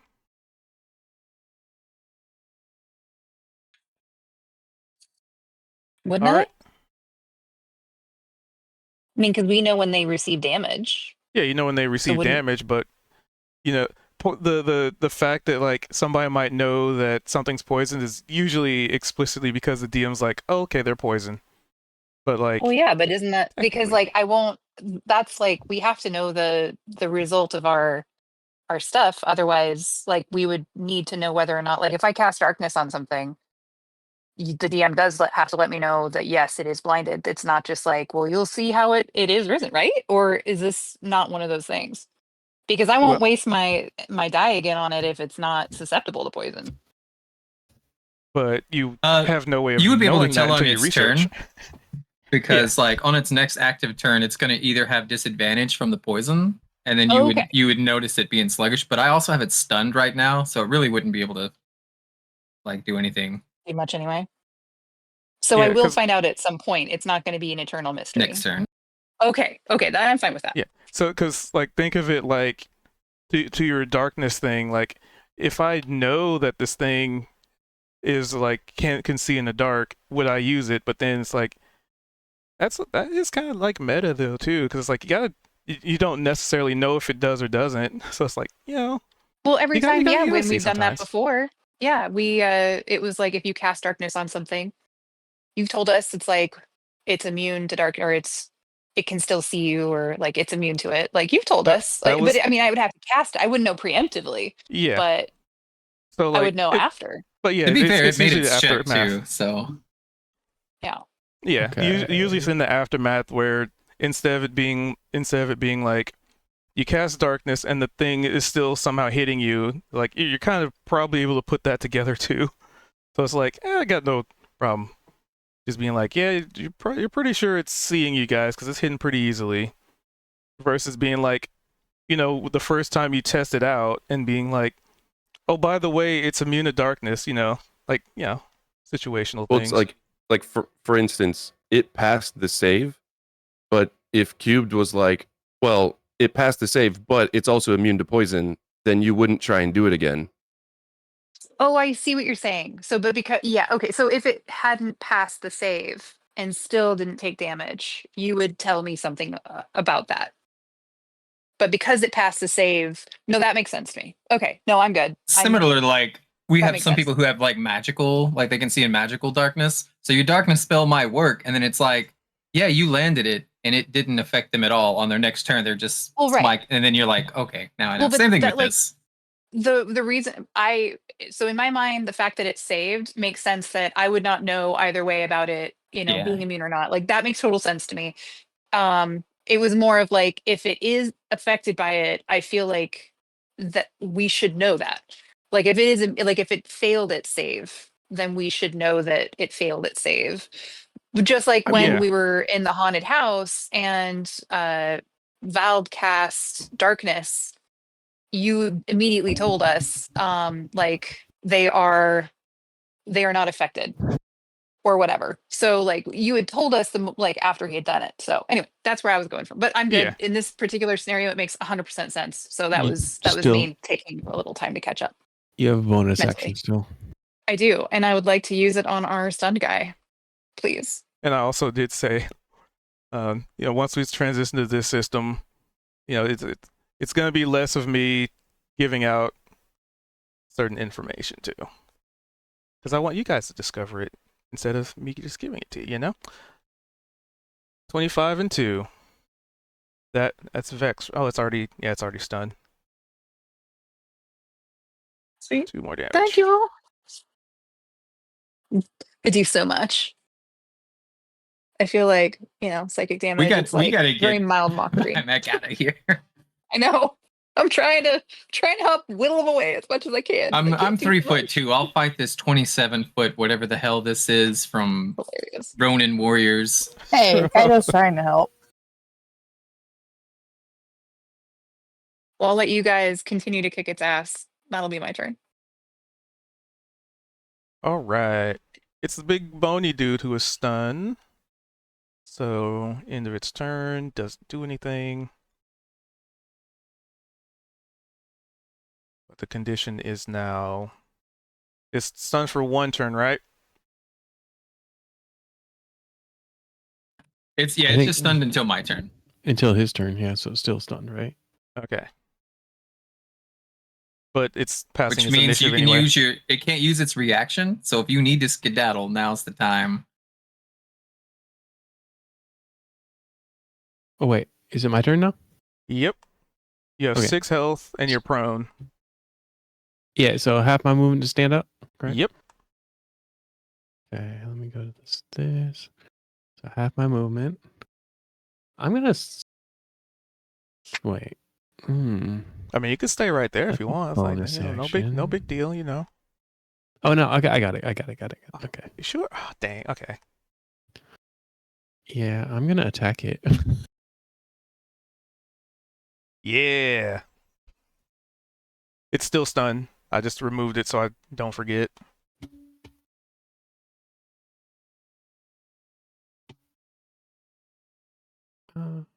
No, I'm gonna inspiration that.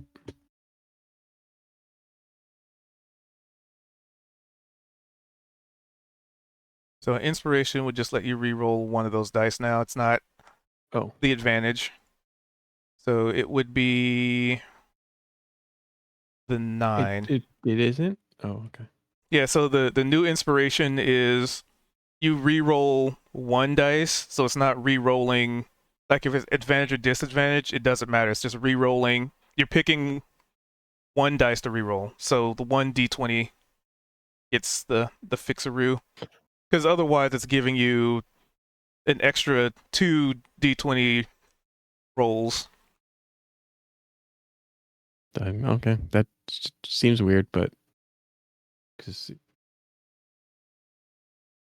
Yeah, it just states seems you pick seems 1. odd. I think they just want to clarify that.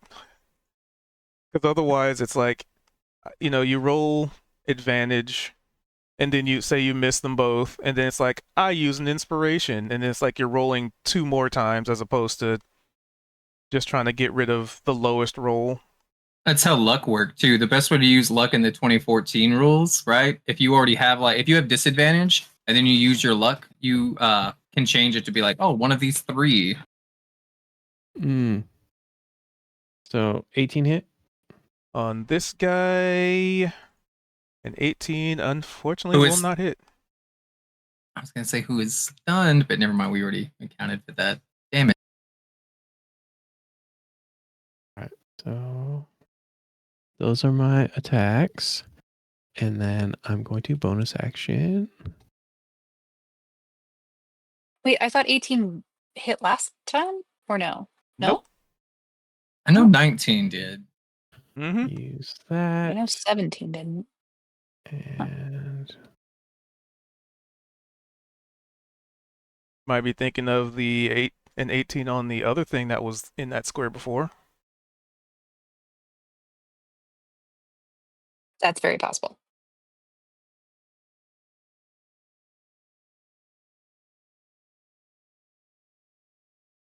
He's calculating.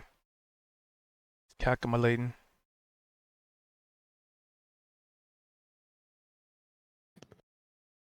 and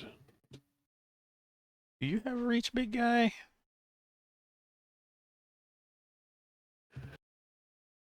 8 more health. All right. Well, there is still something that happens.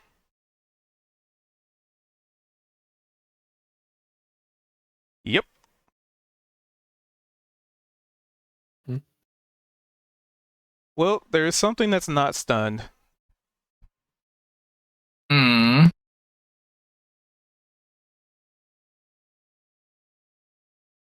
So the giant scaly man's as you exit its threatened space. Isn't that a Misty No, step though? no, I misty stepped.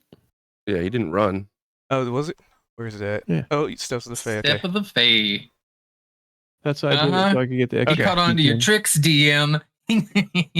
Oh, and I still have move. All right. And then Yep. he started blasting. We started blasting and moving. And that's all I can move. So there. Yeah, I thought about I could blast, but I want to attack, then move. So that was my turn. And this is the one, so you're not invisible from this one.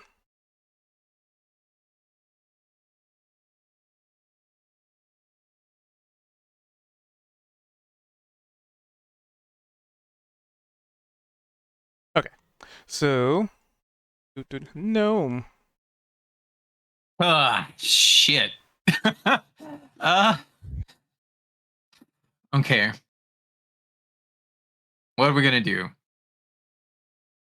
Better Give disengage. it the whackening. Yeah, fuck this thing. I'm gonna. Do I have it? Am I flanking here, or do I need to move somewhere? Yep, you're flanking. All right. As this thing's approaching, I'm instead gonna focus my attacks on this. I'm gonna use. Oh, and to clarify, it took I its need 6 my damage, fist. right? It took what? It took 6 damage. Oh, okay. From Graze from his 2 misses. Yeah. Oh, graze. Yeah. My 6. There we go. Great sword. If you miss, you deal damage anyway. Mm-hmm. Nice. All right. I've still got my long sword, but I prefer using my head. It's less accuracy, less damage, but it just feels right, right? So we're gonna attack with advantage. 16. That's gonna miss, right? Yep. Bone up top. Okay. Gonna attack with advantage again with extra attack. Fuck. All right. Do I want to keep hitting or do I want to run away? All right. We're gonna run.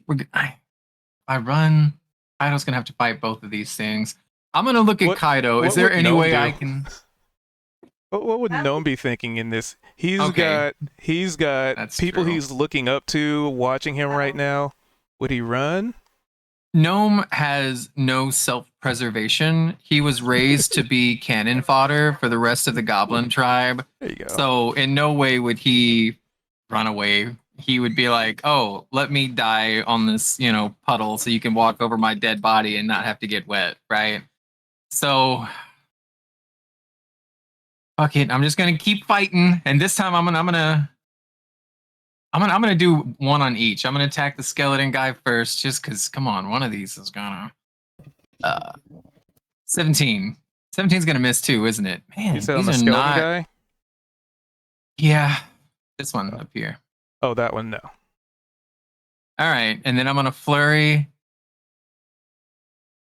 because I'm not gonna be able to get a stunning strike because I missed all my attacks, and I'm gonna try to hit skeleton guy again.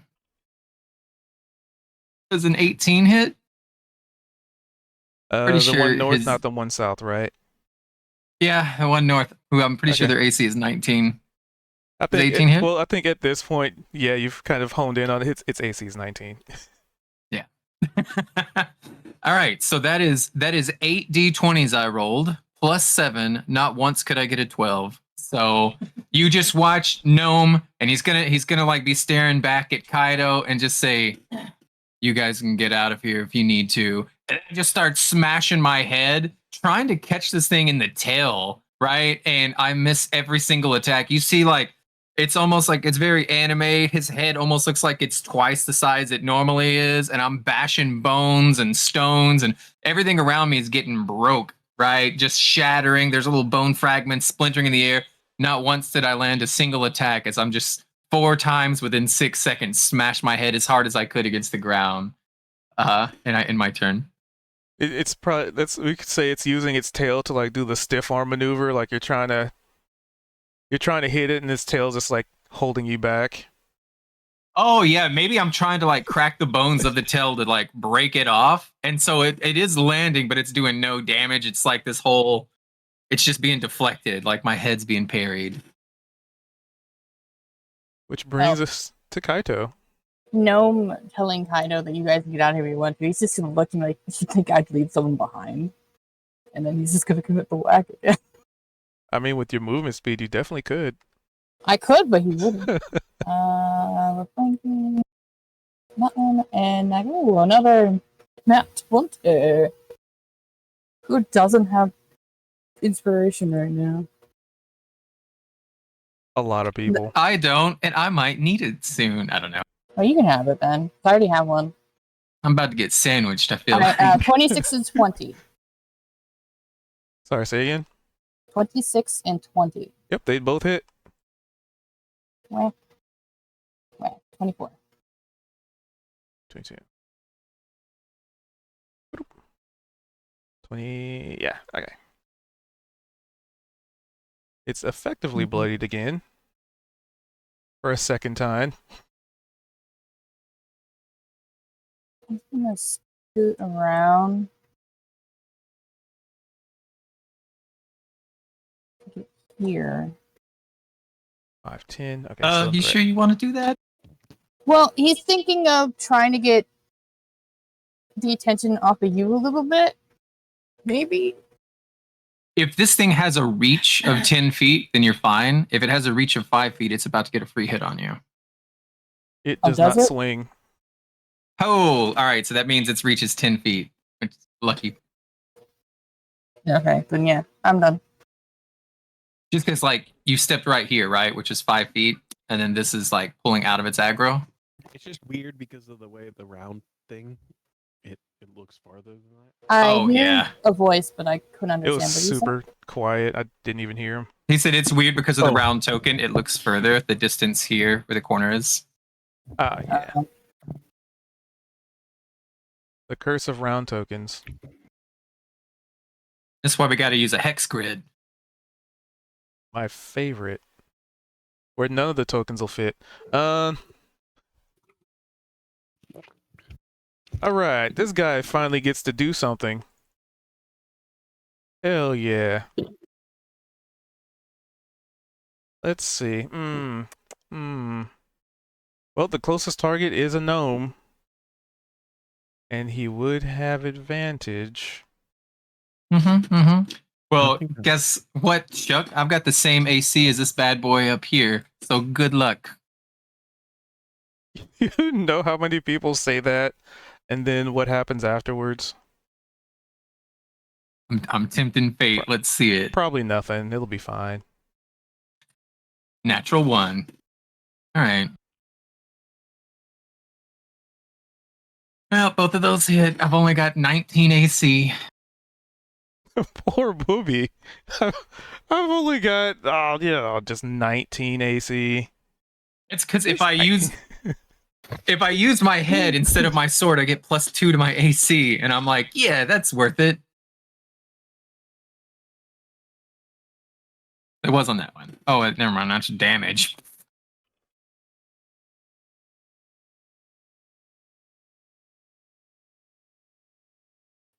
All right, we're gonna on the 17 damage. I'm going to use deflect attack. Wait, is this bludgeoning, piercing, or slashing? This is slashing. It's scimitar. Okay. I'm going to use my reaction to subtract 1d10 plus 11 damage from it. So roll 10 plus 11. And if it's greater than 7, or if it's 17 or greater, then I get to smack it back. All right. So that's 24 damage. It still saved me taking a bunch of damage. Oh yeah, it just cut into you twice with the scimitar. // and you deflect a majority of one of the attacks. Yeah.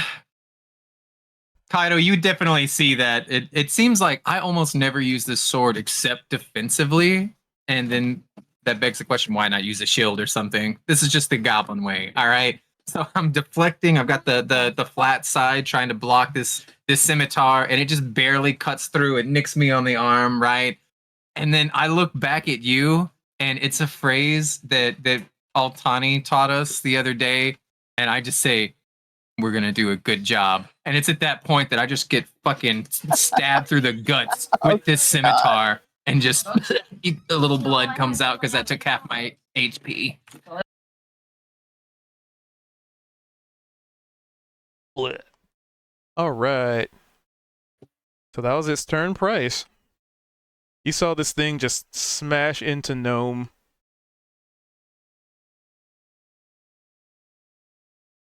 All the while still having a sizable threat on the board. Okay. The bone thing isn't stunned anymore, right? That was until Gnome's turn. So he's Yeah, back and then home. I missed it too many times to stun it again. Well,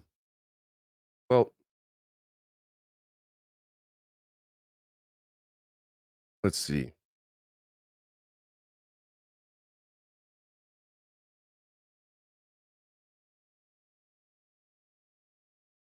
I'm going to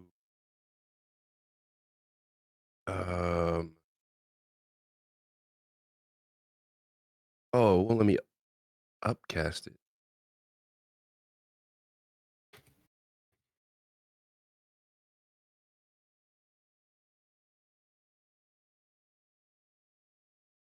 Well, I was gonna Witch Bolt. It's I have the innate spellcasting. That's my I get it like one freebie per day. But then once I believe once I've already used my one freebie, I can cast it as just a regular spell. Yes. Well, it's not letting me circumvent the freebie and upcast it. It's not giving me an option. Let me just, let's see. Can you upcast the freebie? That's a good question. Well, because I don't want to use the freebie. I just want to use the spell and upcast it. I don't know if that's possible. Otherwise, I could just use it like this.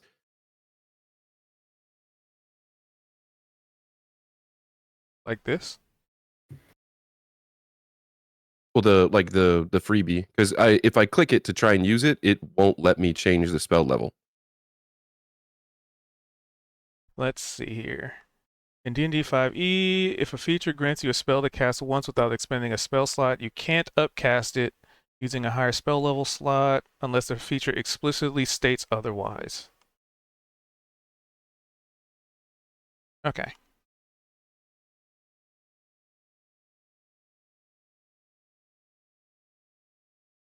Now we know.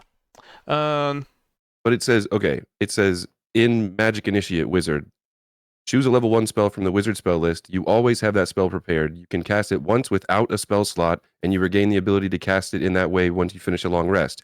You can also cast the spell using any spell slots you have.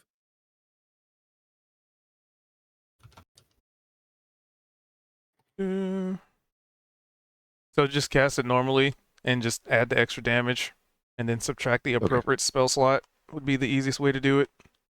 Yeah, okay.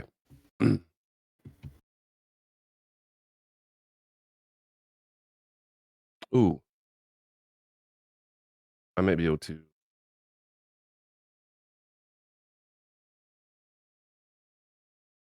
trick the system here.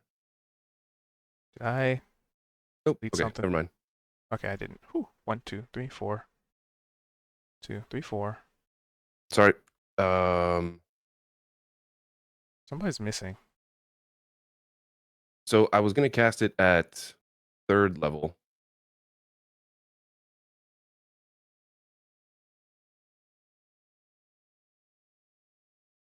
So Ah, dang it. I gotta fix the initiative. Hey, continue. I just gotta Gotta Okay. fix something. Um,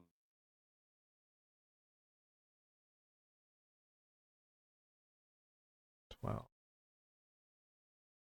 update team. Okay. Fixed. fuck. After all that.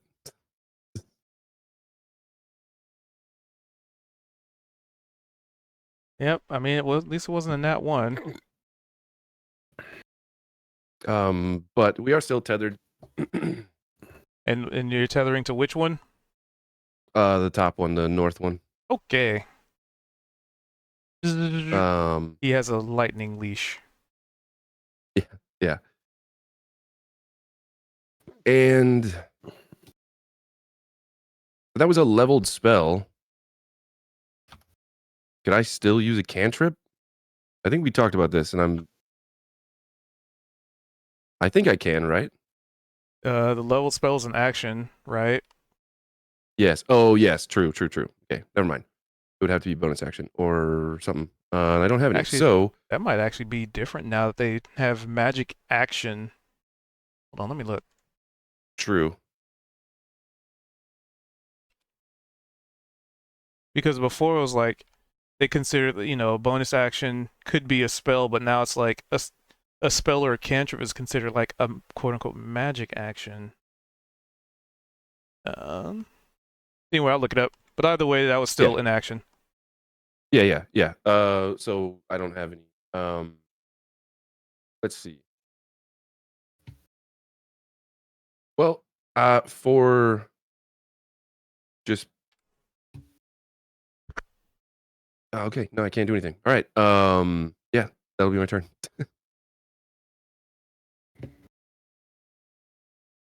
All right, Kalia or Altani. All right. So let's see. So the guy up top is not stunned. And then was there anything on the big guy to the right? I think he's in difficult terrain, and I think he's just taking a bunch of damage, but no status effects. Okay. I will attack him, the one south, in the difficult terrain, with my soul blade. Pew pew.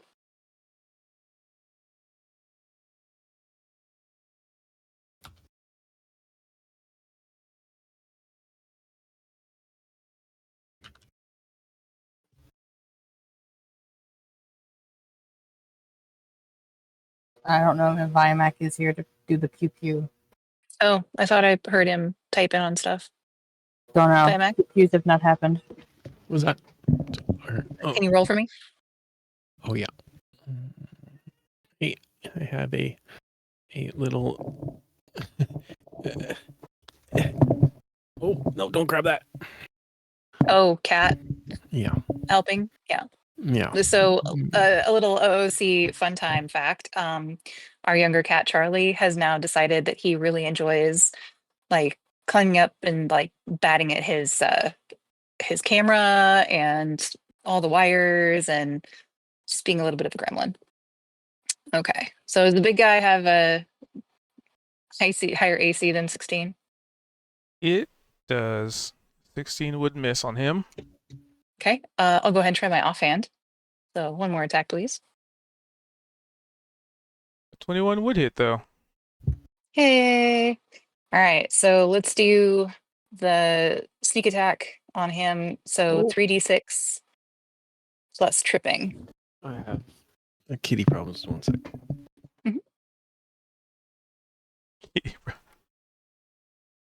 That's the big bad boss. It's a cat. Mm-hmm. Yeah, seriously. So Lure you in with cuteness. And then cause problems all day. It's their favorite. Well, that one. Our other cat's like world's most conscientious cat. So I guess that was the universal cat distribution system balance. Meow. trying to do this. Attack cat. So just 3d6. Or wait. Yeah, 3d6 plus Plus 1d4. Yeah, Yeah. I got it. 19. Perfect. And trip. And then Trip. Where'd it go? and trip. Down to 2 die. All right. Well, wait. Huh? Oh, on the trip? No, it's 3d6 plus that. Because I have a total of 4d6 to spend for my sneak attack.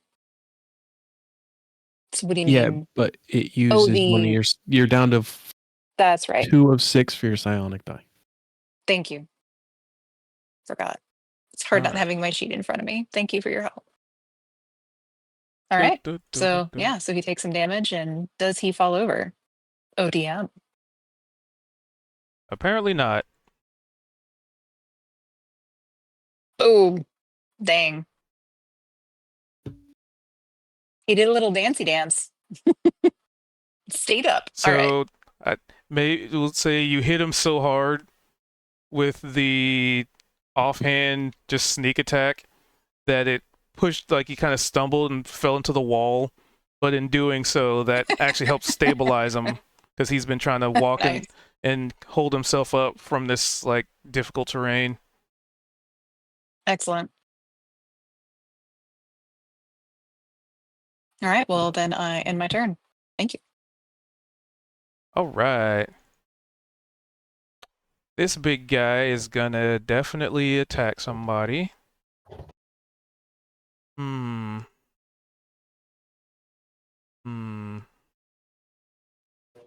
Kaido Who did did hit just him. damage? Actually, you know what? Gnome was like trying to swing at him, and he was just like holding you back with his tail. So it's gonna go for what it perceives to be the bigger threat right now, which is Kaido, who actually hit. Was. I will say, Whereas Gnome was just like headbutting and swinging and just like this thing probably thinks that it has time to deal with you later. It's going for the thing that's done damage to it. So everything for Kaido. for on. solidarity too, the trip is a dex save and not a con save. Which Oh. is still in that 20. None of those Yeah. actually roll. Yeah, I know. I do them. Oh, okay. A 24. That'll hit. That'll hit. 26, 12. That one will miss. That's the one you needed to miss. Yeah. So it is clawing at you, and we'll say the miss was on account of it still using its tail to hold Gnome back. Oh, wait, hold on. Wrong one. Okay, that's a sting.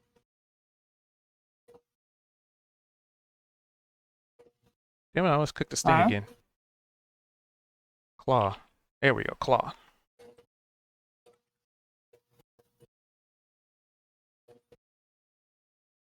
We're hurting, but we're still standing.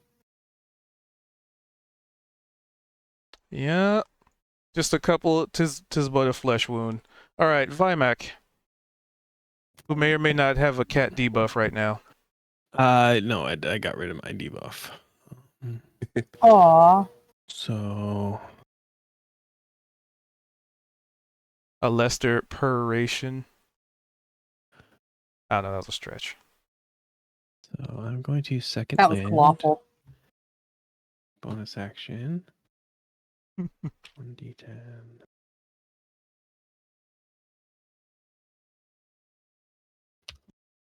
It's okay, I have a mountain of puns. Wow. That is such a big heal. Sounds perfect. And then attack the bony one. North Bony or South Bony? North bony. Okay. Pew.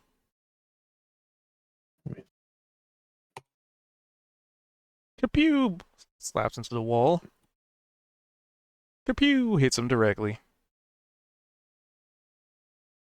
For 7. Pew, 7. Yep, that's a 7. Man, y'all's went from doing like so much damage early to like I was just thinking that. The dice Hmm. are like, nope, we're done. What do you mean, like early in this fight or early? in this Or- fight. Yeah, just early on. You had Qth roll, what was it?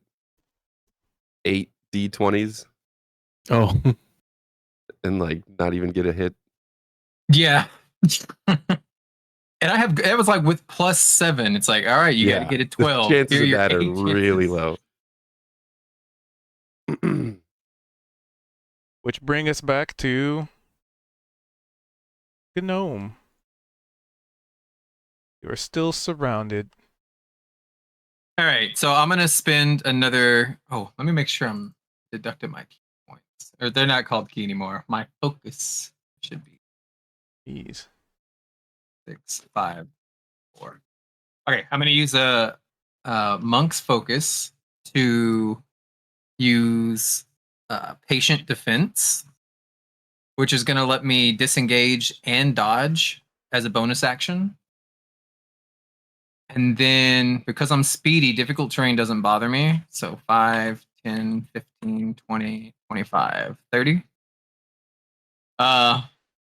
Is there any adverse effect like damage or anything, or is it just difficult terrain at this point? Just DC. Or Okay. DT. All right, so I'm disengaged, so I don't provoke opportunity attacks, and speedy, which is like a little origin feat thing, whatever, lets me go through difficult terrain without it affecting me. I still have my regular attack, so I'm going to use my. We're just gonna use longsword because I need the extra accuracy because I'm not landing any hits. All right, so this will be 23, Mm-hmm. and then extra attack 13.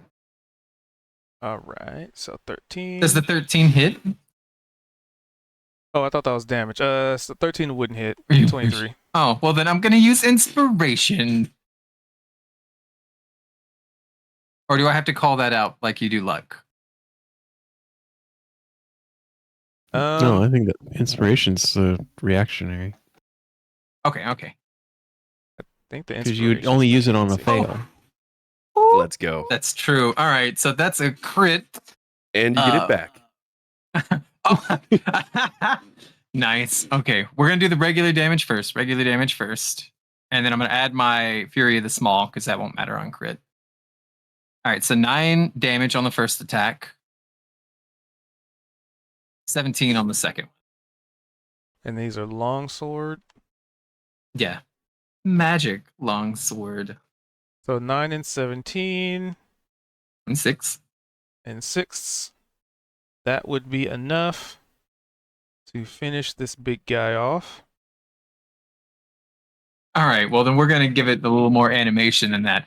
All right, so I'm pinned between these two giant creatures, one Sorry, bigger than the other. Trying to And I'm looking at Kaido, and he's fighting off the one with the tail. So I just do the Naruto run. I'm gonna have my arms flailing behind me as I'm just hopping on all these like the broken up like bones and rocks and ground that's here. I'm just doing like flips and shit, and I'm going through this just mess of like, I mean, I just picture lots of spiky like ground materials, right? And I get back here, and then instead of headbutting like usual, I'm gonna do kind of like a Zoro, but it's gonna be a G instead of a Z, and I'm just gonna G swing at this thing.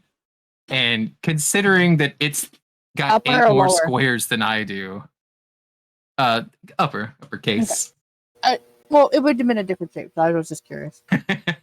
and I'm gonna climb. You might have to rotate this token to the back. I'm gonna climb on this thing because I still have extra movement. I'm gonna climb on its fallen body and just stand there just pointing the sword at like the next one, right? And then that's how I end my turn. Alright. And the I love how inspiration. Price did the most damage to that thing, but Gnome came in like clutch to kill.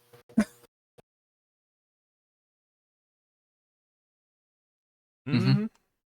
Gnome power. Kaido. Okay. Big one's dead. Only one left that he knows of. Hopefully, there's only one left. He's gonna commit the whack. One. 19 and an 8. A 19 would hit. Meter beat. 17. Then you're done. You're done the smacking.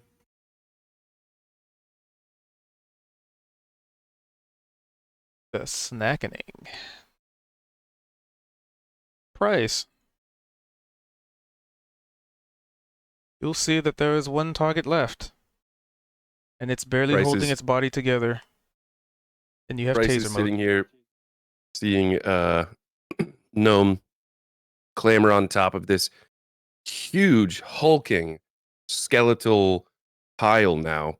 And just full nod of approval. Kind of like the reverse of what happened, I think, a session maybe two ago. And he just points up because he's also really small. So I mean, like, at this point, I'm picturing Gnomes like 10 feet in the air, just like triumphantly standing, and Price is just pointing up at him and just nodding. And then he sees Gnome extends his long sword and points at this other creature, and Price just kind of slowly fixes his eyes on this other creature. And for the sake of using all of my fucking 3rd level spell slots and being so impressed, Price is going to Kamehameha, and I need you to do a Dex saving throw, please. Oakley dokley artichokely. Dexterity. Yeah.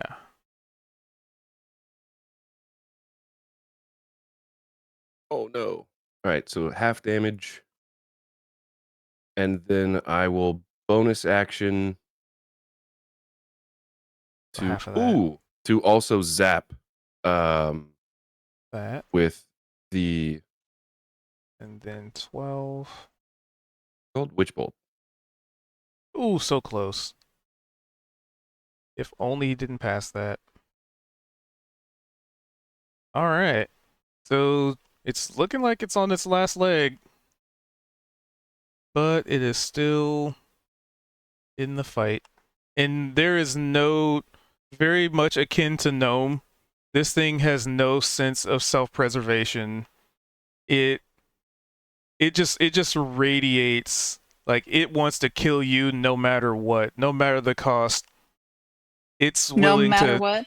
yeah, no matter what. You're gonna die. No. Well, Gnome's not next to it, so it's no matter what. When Gnome's next to it, then it's Fair. no matter what. Altani. Don't mind me. All right. So I came in blasting. Vimac, would you do the honors of an attack roll for me, please?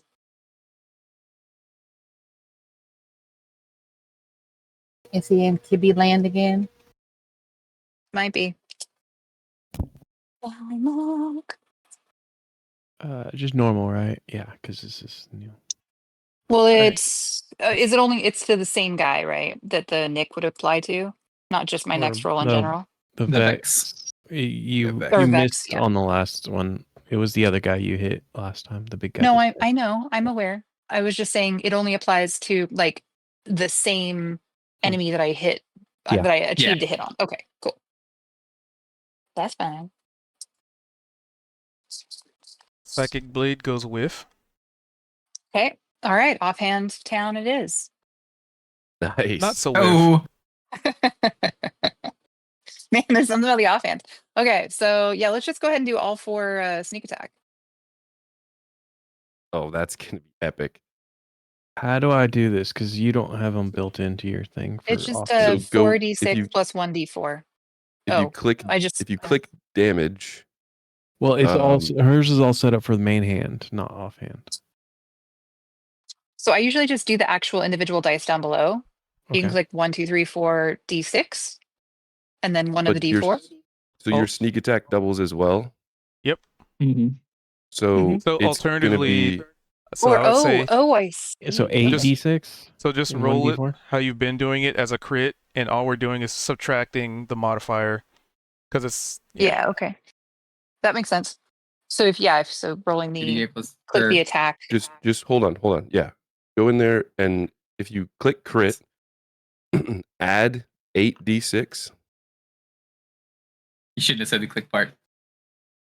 The little No, spot but in I'm the middle saying where if it has like additional damage, you could roll you could type 46 in there, and then when you click the crit button, it'll double that and the damage Oh die. yeah.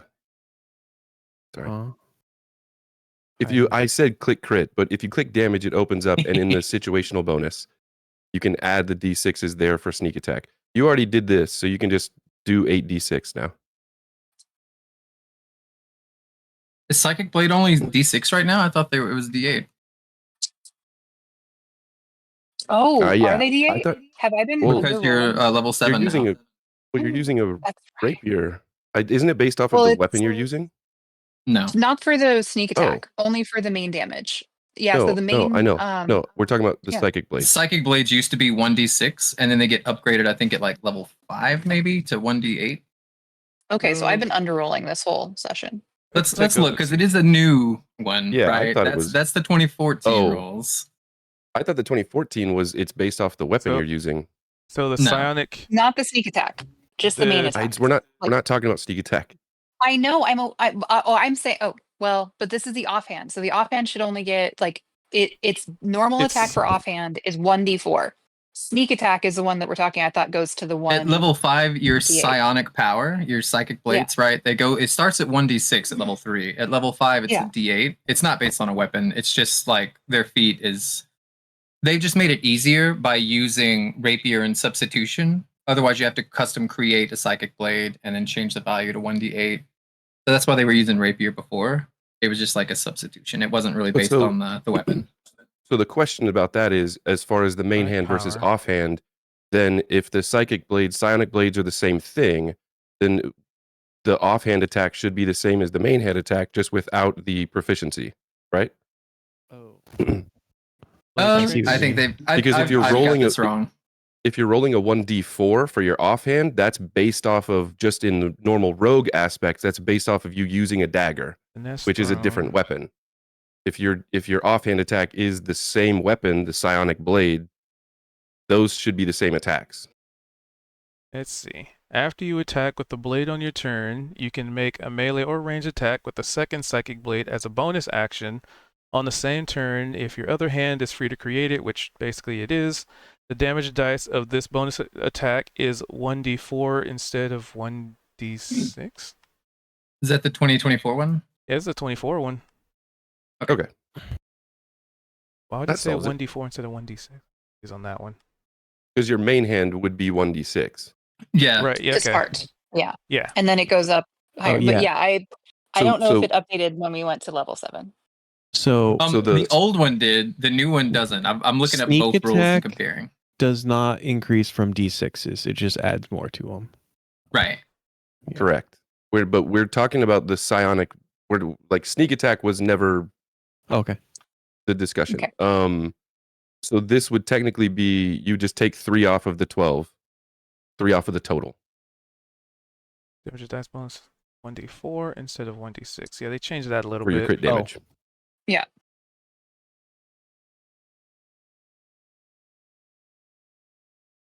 And that's it. Okay, I understand. So they're basically treating it like as if it were a weapon, basically, because it's like if you Right. more often than not in your offhand, in order to do that, you need a light weapon, which is usually a dagger. So that's why they're saying it's a D4 for the offhand. So they're just specifying. So it's a D6 for the main hand psionic one, and then a D4 for the offhand. Oh, so then yeah, okay. So to fix this, you rolled 2 d6s. I guess best thing to do, you rolled the 8d6 for the sneak attack, and then just roll 2 more d4s for the actual weapon attack. So then that's 39. 39 total. Okay. We did it. All right, feel free to describe how you overkill this God. thing I by can't- 33 damage.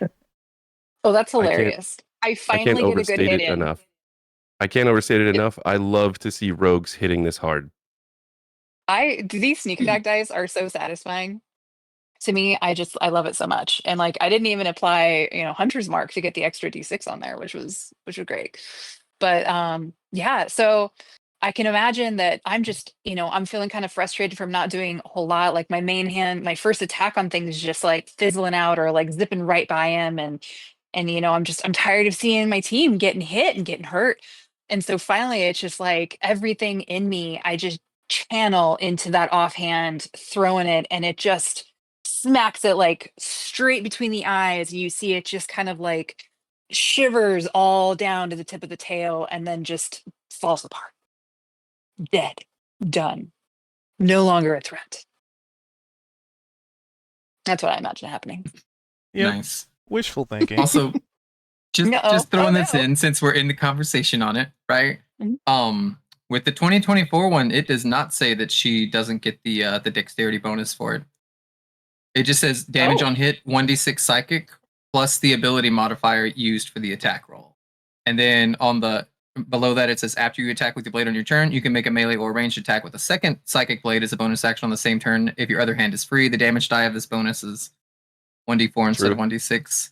Yeah, it just says that the damage die yeah. changes. So I thought you had to Because be it dual was- wielding in order to get the modifier on your offhand, though. No, that's only for a physical. Well, I mean, that was for the physical weapon before, but in the old rules, Yeah, that specifically is- for Soul Blade, it did say that the modifier was not added. Like it actually stated that about the offhand. So they might have removed it, which would be great. You would think that, I mean, it should still kind of be included because it's still Soul Blade energy, right? But I think Vault's making I a good think- point.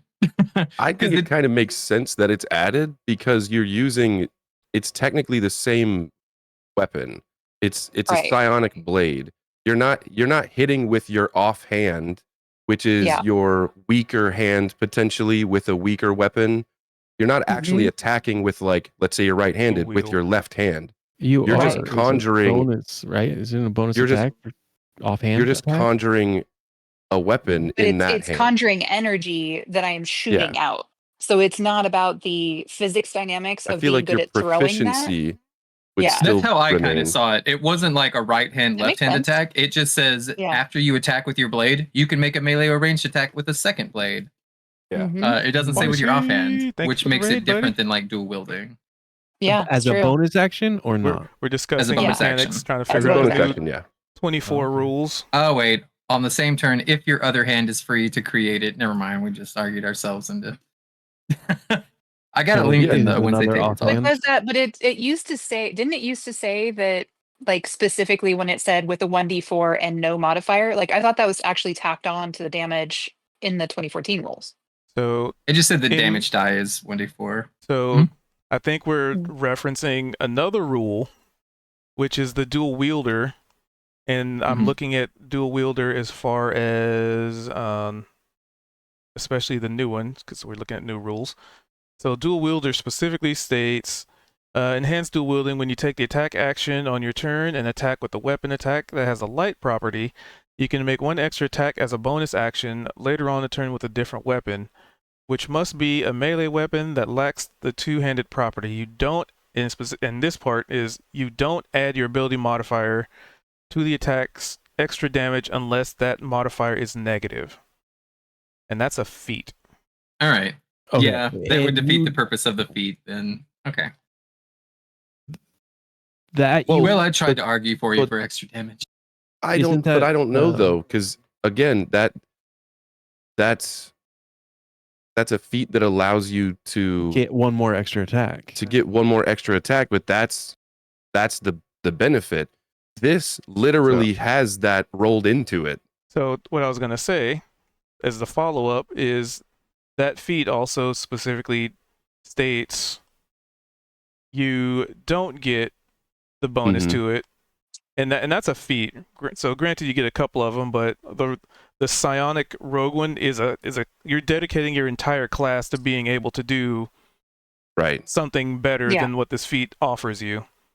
So it kind of makes sense that it would be a little bit stronger than a feat, because otherwise, it's like, well, why be a And psionic rogue in Why the do that first place instead when of I could just feat? take dual Yeah. wielder? Right. That's where my head and was. they also Yeah. specifically made it so you can't get Nick for That's Because your true, as you psionic, just your Vex. psionic blades are always Vex. So you'd have to actually, if you wanted Nick, you'd have to actually attack with physical weapons. Right. That makes sense. So That ends up balancing it out. I think, and to Cube's point, one of them specifically states you don't Without- get this, and the other one, Mhm. it's not in the wording, So So the rule written sounds more like it's just the D4 base versus the D6 to D8 or D6. D6 is what we found. Mhm. And then, yeah, that makes sense. Okay, so here's what I think we could argue it either way, and the DM just gets to make the call. And like, you want to let them use a modifier specifically because it's psychic blades? I mean, 'Cause like they're I not gonna said, get that- you're dedicating level 3 on to being able to do this thing. So it Yeah. kind of seems like it makes sense to me that you should be able to get the extra damage out of it, and especially because the rule itself doesn't state, they specified in dual wield, so why wouldn't they specify that in the rogue feature? So Yeah. well, think of it like this. Okay, so my working it out. pact of the blade, thirsting blade, Eldritch invocation learning, gives we're me learning. just a straight up second attack, which gets the bonuses. Like, and that's would be a class feature, right? Because it's a class specking option. So it kind of makes sense.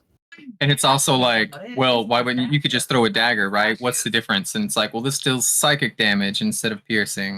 It's like, that's not really going to be clutch, you know what I mean? Plus, what's 3 extra damage?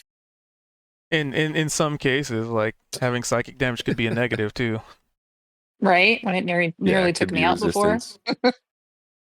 Or it So- could be psychically, like, create a psychic connection like it did in one of the old caves. Yeah, so I mean, I'm fine with it.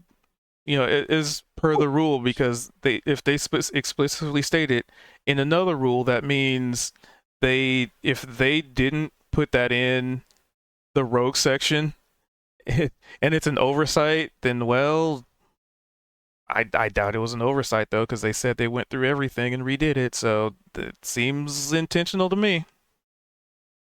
Nice. That's kind of how I was reading it too, where it's like, this is a specific rule that would trump like a general rule. So generally your offhand attacks do this, but you're not really making an offhand attack, right? You're just getting an extra attack as a bonus action that uses your other hand, right?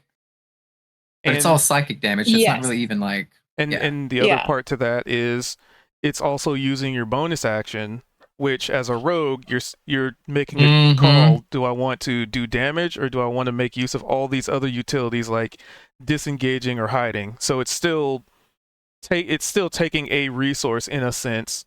So per Mhm. turn. So it's still consuming action economy. It's not just like, oh, it's a freebie. Right. Wait till you get to level 9 and you can throw your psychic blades at areas and then just teleport to them as a bonus action. Oh, yeah. I can't wait. That's going to be awesome. Sorry, I didn't mean to derail. I Well, was this just is- looking up. Well, this is just learning for everybody, because rules we're seeing just slight changes in the wording is a sizable difference in how a character might play. So it's better to hash these out, learning these now, and being able to make informed decisions later than getting caught off guard later and being like, we've been doing this all wrong from the start. Which it can happen, but DM discretion things. But that being said, this combat draws to a close as I do this. Also, I think realistically, and I apologize, because I think I was the one that initially interrupted, but Altani didn't get to describe how this thing perished Oh, I because did. I was a Yeah, stickler she on. did. Oh, she did. No, I totally did. Did you? I was Okay, I saying thought I how, interrupted you yeah. about the damage. Oh no, you were great. No, you were fine. I was saying how like basically it just I was disheartened from the fact that I hadn't been doing a lot of damage and my main hand, my first hit just keeps going by him. So I just really pulled everything I had out of me and like just zapped it straight through the eyes. And you would have seen it Nice. just like begin like the head snaps back and the body just like it shiver. You see a shiver going all the way down to the tail, and then it just begins to completely fall apart. But then Cube said that's wishful thinking. So Yeah. what happens? We don't completely defeat it, it sounds like. Oh, it's dead. What I was the mean, wishful thinking to part? argue it was dead to start with. I mean, fair. That might be where he's going with that.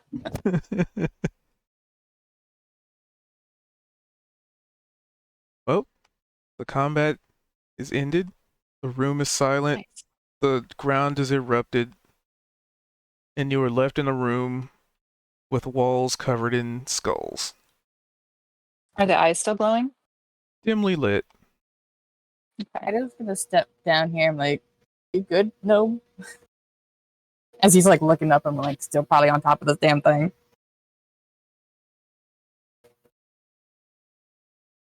Oh, she's not Bye, here. Mac. Are you good? Fucking passed out, dude. Yeah. I'm hanging in there. Here, give me a high five. I will walk over, or I'm right next to you, so Yeah, I just Put didn't my want to hand touch up, you with like- that. like I will be trying to figure out how to do this high five as I'm putting my hand up, and then I'm lowering my elbow so that my He's hand lower is than still you up, are. Yeah. and like trying to get it so my hand is like still in a high five position, but it's God low enough. damn, so you are can tall. high five. All right. Kneel down. Would you help me? Okay, I will like squat down and have my hand up. Here he goes. I'll I heal you for imagine that 13 it's more. like a traditional like adult kneeling down to interact with a small child. Yeah. Yeah. I mean, Except Bryce in this is case, only the like small. 4 foot In this tall. case, it's the complete opposite. Oh, well, you're not Vald anymore. I was gonna say because Vald is super young and Price is super old. Right. I was kind of seeing the initial action as like, the action figures and you're moving their arms, right? So it's locked in, and the way he has to lower his hand is he has to pull his elbow like far behind him where it's raising up so his hand can point Yeah. down. Yeah.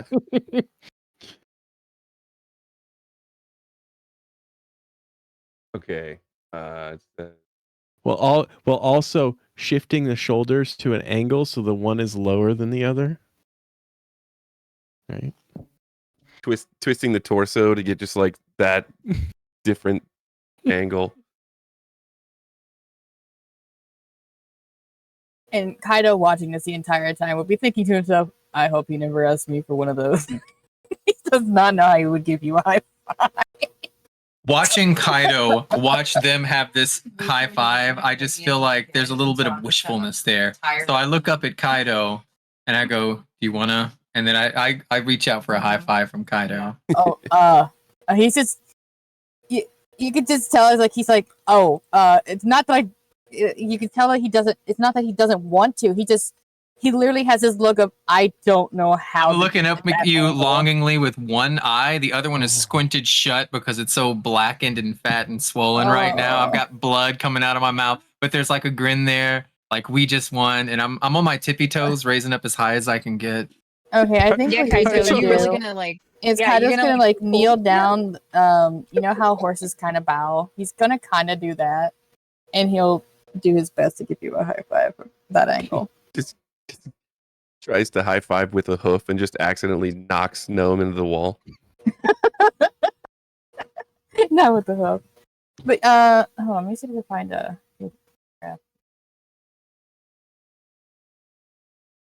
Google.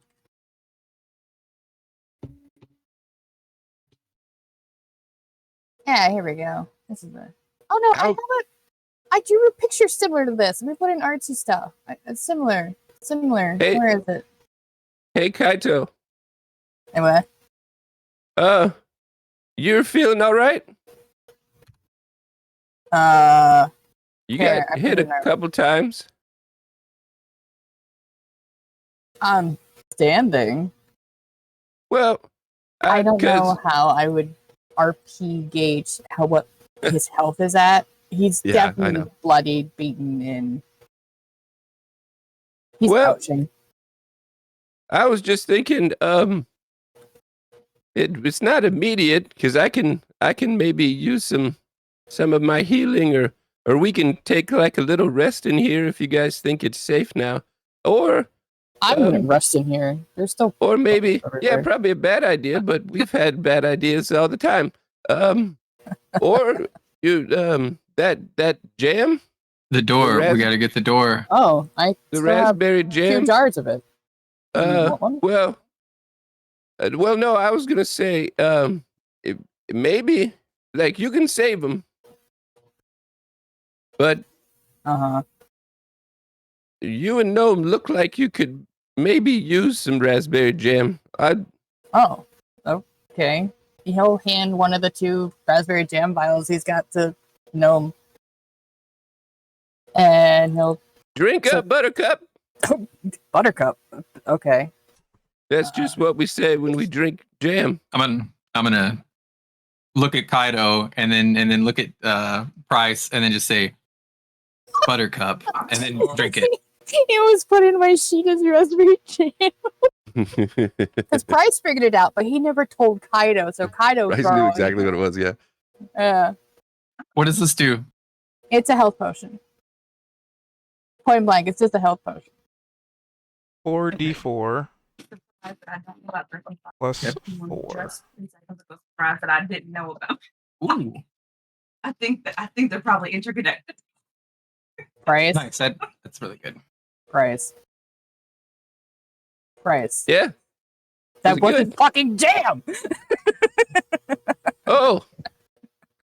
Oops. Oops. He's not like upset that it wasn't jam, but he is Yeah. also upset that it wasn't jam. Right. It's just the expectation. He likes This is Someone- probably. Someone. What would Gnome see this as? Because I don't think Gnome's ever had jam. I don't even know. Which Would this- he's used to would this like be his just following perception? orders, so he's definitely he's just gonna like Fudge. pinch his nose out of habit and then just chug this thing. And then I don't know what he would compare it to. He would really be focused on finding that door, by the way. No rest for the wicked. His mole friend got abducted like 3 minutes ago. So we need to get this open before that guy suffocates, right? Oh, right, yeah. Down the hatch and back to work. Yeah, it totally tastes like fudge because Keebler Elf, basically gnomes. Cass Price said is it. gonna do a perception check. I mean,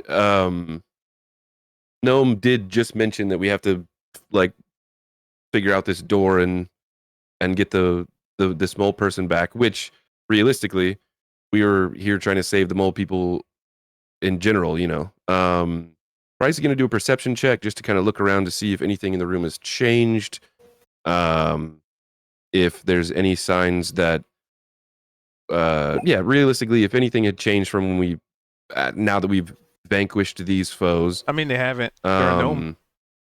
and, Well, they're a 14, gnome. They and are gnome. he's also going to start taking spending minute by minute to clear up all of this magically disturbed ground so that it's not impeding us while we're trying to do stuff in here. So that would be 25 minutes. Did I make the cube bigger than it should be? I don't think so. It's a 20 by 20 in it. It's supposed to be No, 20 that's by a 25 by 25. 25 by 25. Oops. All right. Well, yeah. It's a weird thing is because I used the tool that it gave me. Or Was the the spell. rules? Did it up at the 25? Did you upcast it or anything? No, I didn't. I just think it says- just let me do one He more. says 25 by 25. It's a 20-foot cube, so it should be 5 by 4, and I did 5 by 5. And then the result was still the same. Yeah, I mean, it wouldn't have changed the. 20-foot cube, wouldn't it be 4x4? Yeah, this is a 5x5. 1, 2, 3. It's 4, measuring 5. from like when you're using your measure tool, right? 2, It's 3, 4, measuring from 5. like the center here. Yeah. It did. 2, It wouldn't 3, have changed the result of the spell because Yeah. it would still have affected the same area. But Yeah. You just mean, would have honestly, um, if the where to have template done it. if the template places it like that, then I have no Hmm. idea how to modify template sizes. yeah, I can look into it, But yeah, but Bryce is just working on that. Well, it's and I guess it's just optimizing it because it's putting it in the center of squares. mhm. So it's just optimizing it so it yeah. hits the whole square. let's see. I That's placed interesting. Yeah. Look, because look, it's got like a half a square like on each of the sides and the tops, and then a half a square on the other side. I would call shenanigans and be like, no, resize it. Well, it makes sense in other games when it's center to center. I want to see something. Hold on. Erupting Earth. I mean, I could tinker with this later. Because I'll just go down the It's rabbit fine. hole. We're just gonna break it again anyway. I can like I just drew out a full square that it would let me. I was able to change it and make it smaller. I was just that was like user error. I just didn't make the right size square. Either way, the thing was so big, it kind of, like I said, it didn't really It change wouldn't. much. That's what I was saying. It literally wouldn't have affected this scenario because I would have taken this side here. I would have taken this column off, and that would have just made it square in the corner, and it would have been affected the whole. Like either way it went. So All right, so there was some jam. I guess this is Gnome's new experience of what would be considered jam. So whenever he gets actual jam, Well, I mean, He might be Kaido did say confused. that wasn't jam. well, So the question is, was Gnome paying attention when Kaido was like, "Price, that wasn't jam," Yeah. and he would know that actually wasn't jam. Much to Kaido's disappointment, yet not disappointment at the same time. all right. So perception. Oh yeah, gotta remove the potions from inventories. So remember to I already delete did. those as they've been used. I reduced it to 0 because I don't know how to actually delete an item. But I did reduce the amount to 0. I did do that. So the 3 dots at the right side of the item, there's a little drop down menu when you right click it, and you can just hit delete. Oh, okay, it's gone. Thanks. Okay, 14. So with the 14 perception, You okay? with a 14 persimmon, the thing that you do notice is that all of the skulls, like before they were they were not uniform in their glows. Like some were a little bit brighter, some were more dim, some might have just been off completely. So now it's definitely leveled out and equalized to a point where the light that's emanating from each of the skulls, like the reddish glow from their eyes, have all just dimmed down, or in some cases brightened. But it's a uniform red now, just across the board. and as a refresher, that like the walls, all the walls in here are just lined with these skulls. Yep. Okay. And what side of the room we came from? The this side. Bottom left. And the door is the opposite, or the What wall we that think is a door. Gnome was talking about. Yeah. Okay. Yeah, So, yeah, where price Gnome is- had us Hold on, trying let's to do open this. was like over here. Okay. Oh no. Because I got here, Vimac was here, and Gnome was here when I Add. entered. Price is gonna start from this side then, Lock that. and start clearing out all the like this is a spell that created literal disturbed like difficult terrain.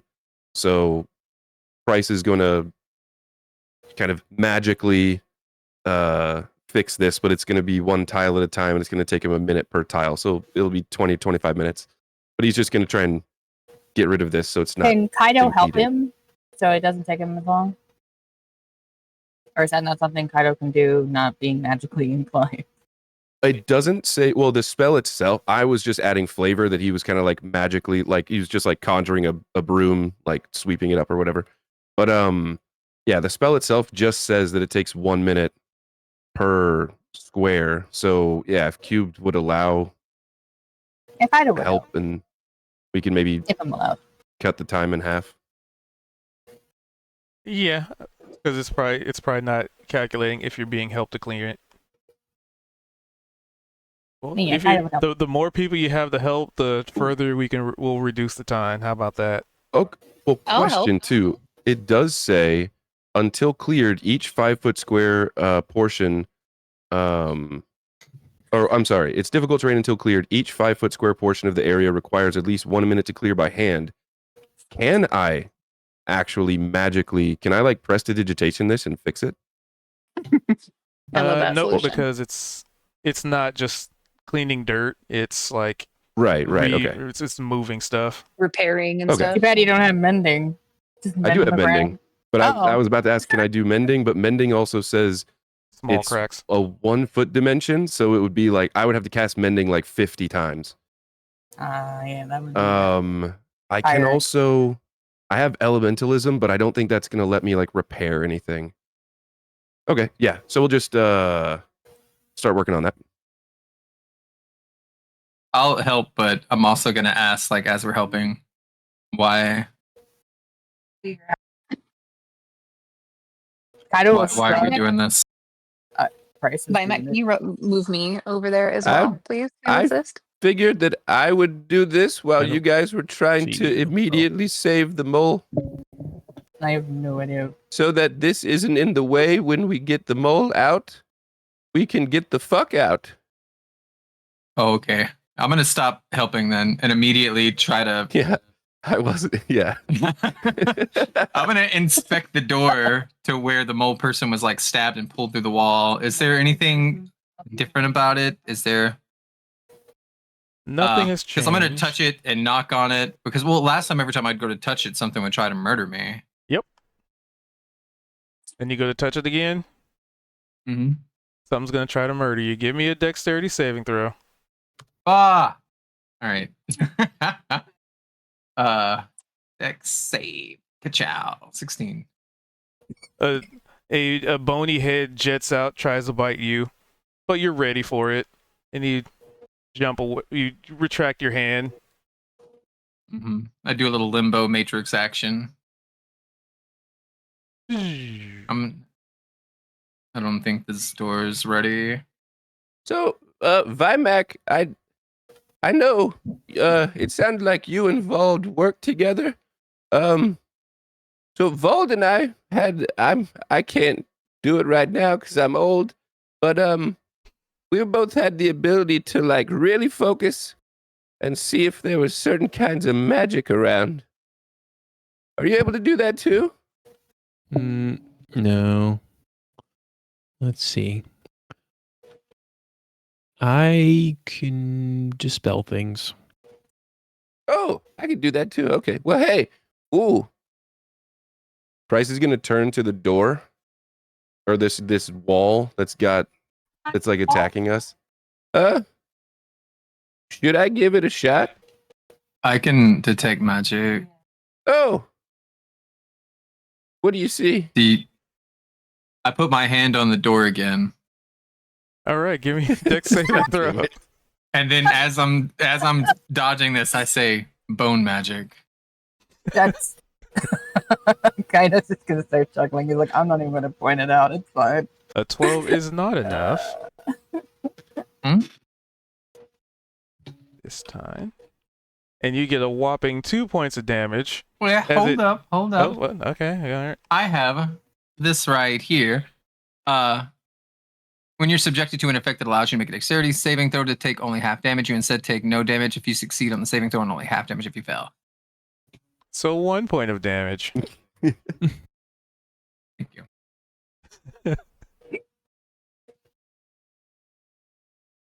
Oh, you get that So as a this- monk too? Yeah. Nice. So this thing just pelts me in the head, and I try to dodge it again, but it does like a little tiny scratch and a cut. You can see a little trickle of blood come over onto my eyelashes, and I blink it away, and that's when I say bone magic. All right, I'm gonna And give you it a can shot. give me a perception check for those of you standing next to this door.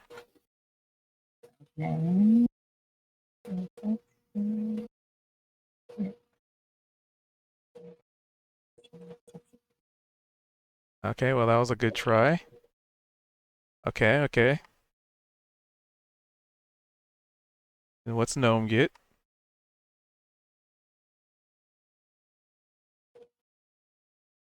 So between Gnome and Price, between the gnomes, Eh. after it, and this is something that's very subtle, very easy to miss, like especially with it just kind of whipping out and like biting and then retracting back into the wall so quickly. But you would notice that as it retracts to the wall, the singular drop of blood that was drawn from Gnome it almost looks like it disappears when it sets back into the wall. Huh. And that, and a couple of skulls seem like they glow just a little bit brighter. Hmm. What was that? Mm. I'm gonna look around. But Feel like- only I'm gonna- Price and Gnome saw that. I'm gonna look at Kaido, and then I'm gonna raise both my wrists in front of the door, and then say, "Cut me." What? Smear my blood all over the walls. I mean, is that really a wise idea? Do we really want to re-strengthen this thing? Blood magic. Blood magic is usually a bad thing.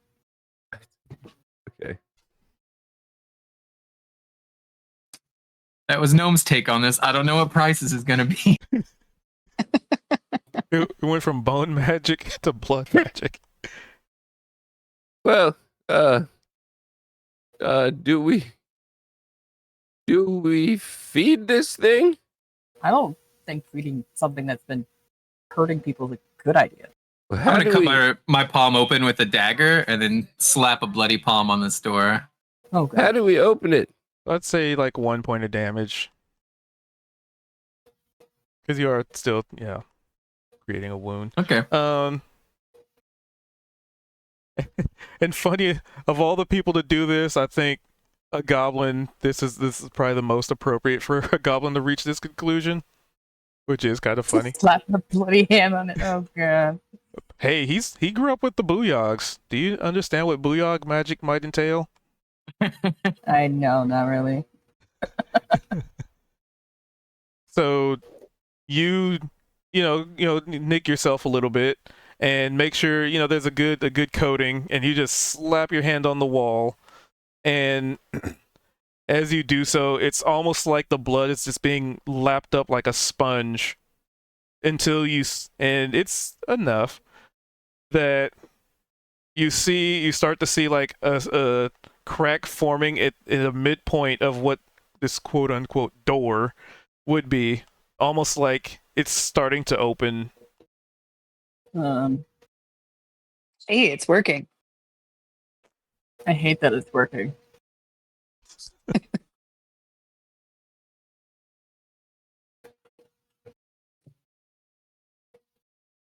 Should we Uh, maybe all I'm gonna- cut our hands and put it on I'm the door gonna and cut try? myself some more.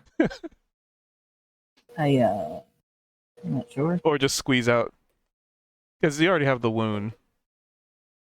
No, I want to be extra. I want to cut into my other palm and take another 1 hit point, and then I'm gonna rub both of the palms together and squeeze them as hard as I can, and then make a face as it stings, and then double hand it. The Booyogs would be so proud of you right now.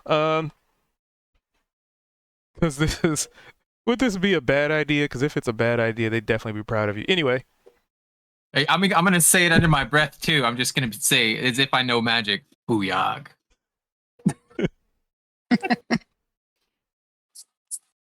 and as you do so, the seal, the crack where a seal, the seal in the door would be, widens to the point where you're pretty sure that at this point you can probably push this open, because whatever it is you're doing is working, and the longer you do it, the more this opens, to the point where you definitely have unsealed the door using some kind of blood magic.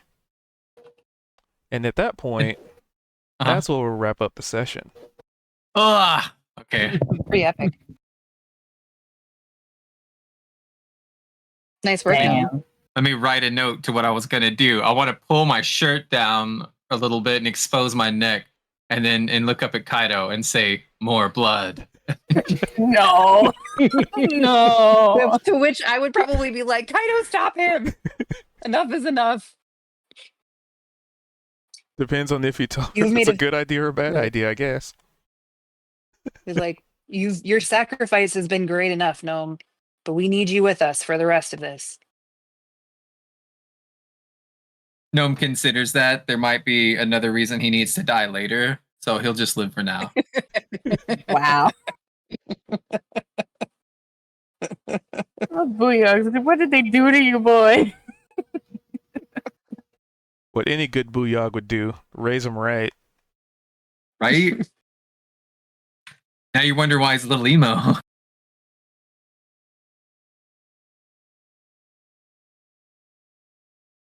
Just a smidge. That was an interesting session. A lot of battle. Mostly battle. Let's be honest, it was mostly battle. I was only mildly worried up until Price did like 40 damage or 60 damage. Then I was like, you're fine. And then you guys stopped doing damage. Yeah. I've got this. Oh no, maybe not. Oh yeah, okay. So we did I like the perception, and I remember it seemed like the last session, Bryce smelled that rotting smell coming Yeah, from one that of- building, From a house, and I don't yeah. think anyone else smelled it really, or were tracking it like he was. And then, if I remember correctly, when we came down here, Bryce also smelled the same thing, and I don't think anyone else got that. Is that still lingering? If I'm right in all of that. So the rotting smell. So you just, I guess, a little bit of a, because I didn't describe it. The rotting smell Yeah. seemed like the source of it, at least the source of its potency in this area, was tied to that thing that popped out the wall. Okay. Good to So know. it's stanking here, but as a result of that, Yeah, it's like he would have figured where it was coming from, I'm sure, when the thing jumped out of the wall. So with that being said, I think he would probably, I didn't think about it until now, but probably when we killed that thing, he would have relayed that rotting smell that I had was coming from this thing. And he's gonna point at this creature. So that there's a was not- good chance there's another one.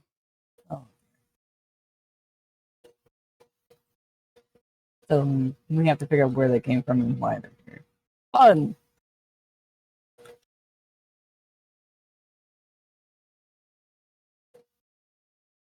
Alrighty. Yeah, that was fun. I didn't want to forget that.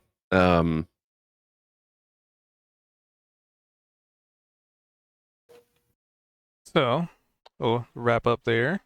So to that point, thank you guys for being here. Thanks for hanging out. Yeah.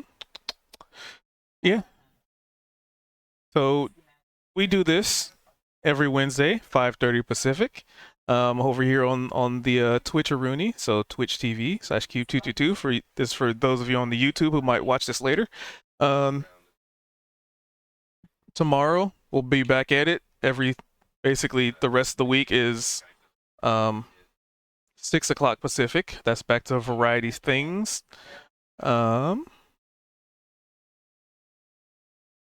Yeah.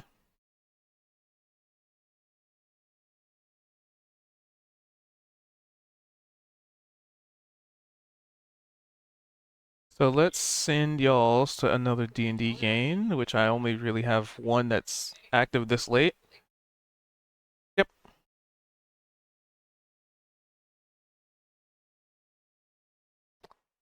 So yeah. Thank you guys for being here. Thanks for hanging out. Thanks for watching. For views on the Yubles Tubles. You know, I try and put these up every Monday. And like I said, we do this every Wednesday. But with that, I hope you all have a wonderful morning, evening, or whatever's in between for you. And yeah, try not to party too hardy without me. But until then, thank you for the raid, by the way. Hi, Kendra. Bye, Kendra.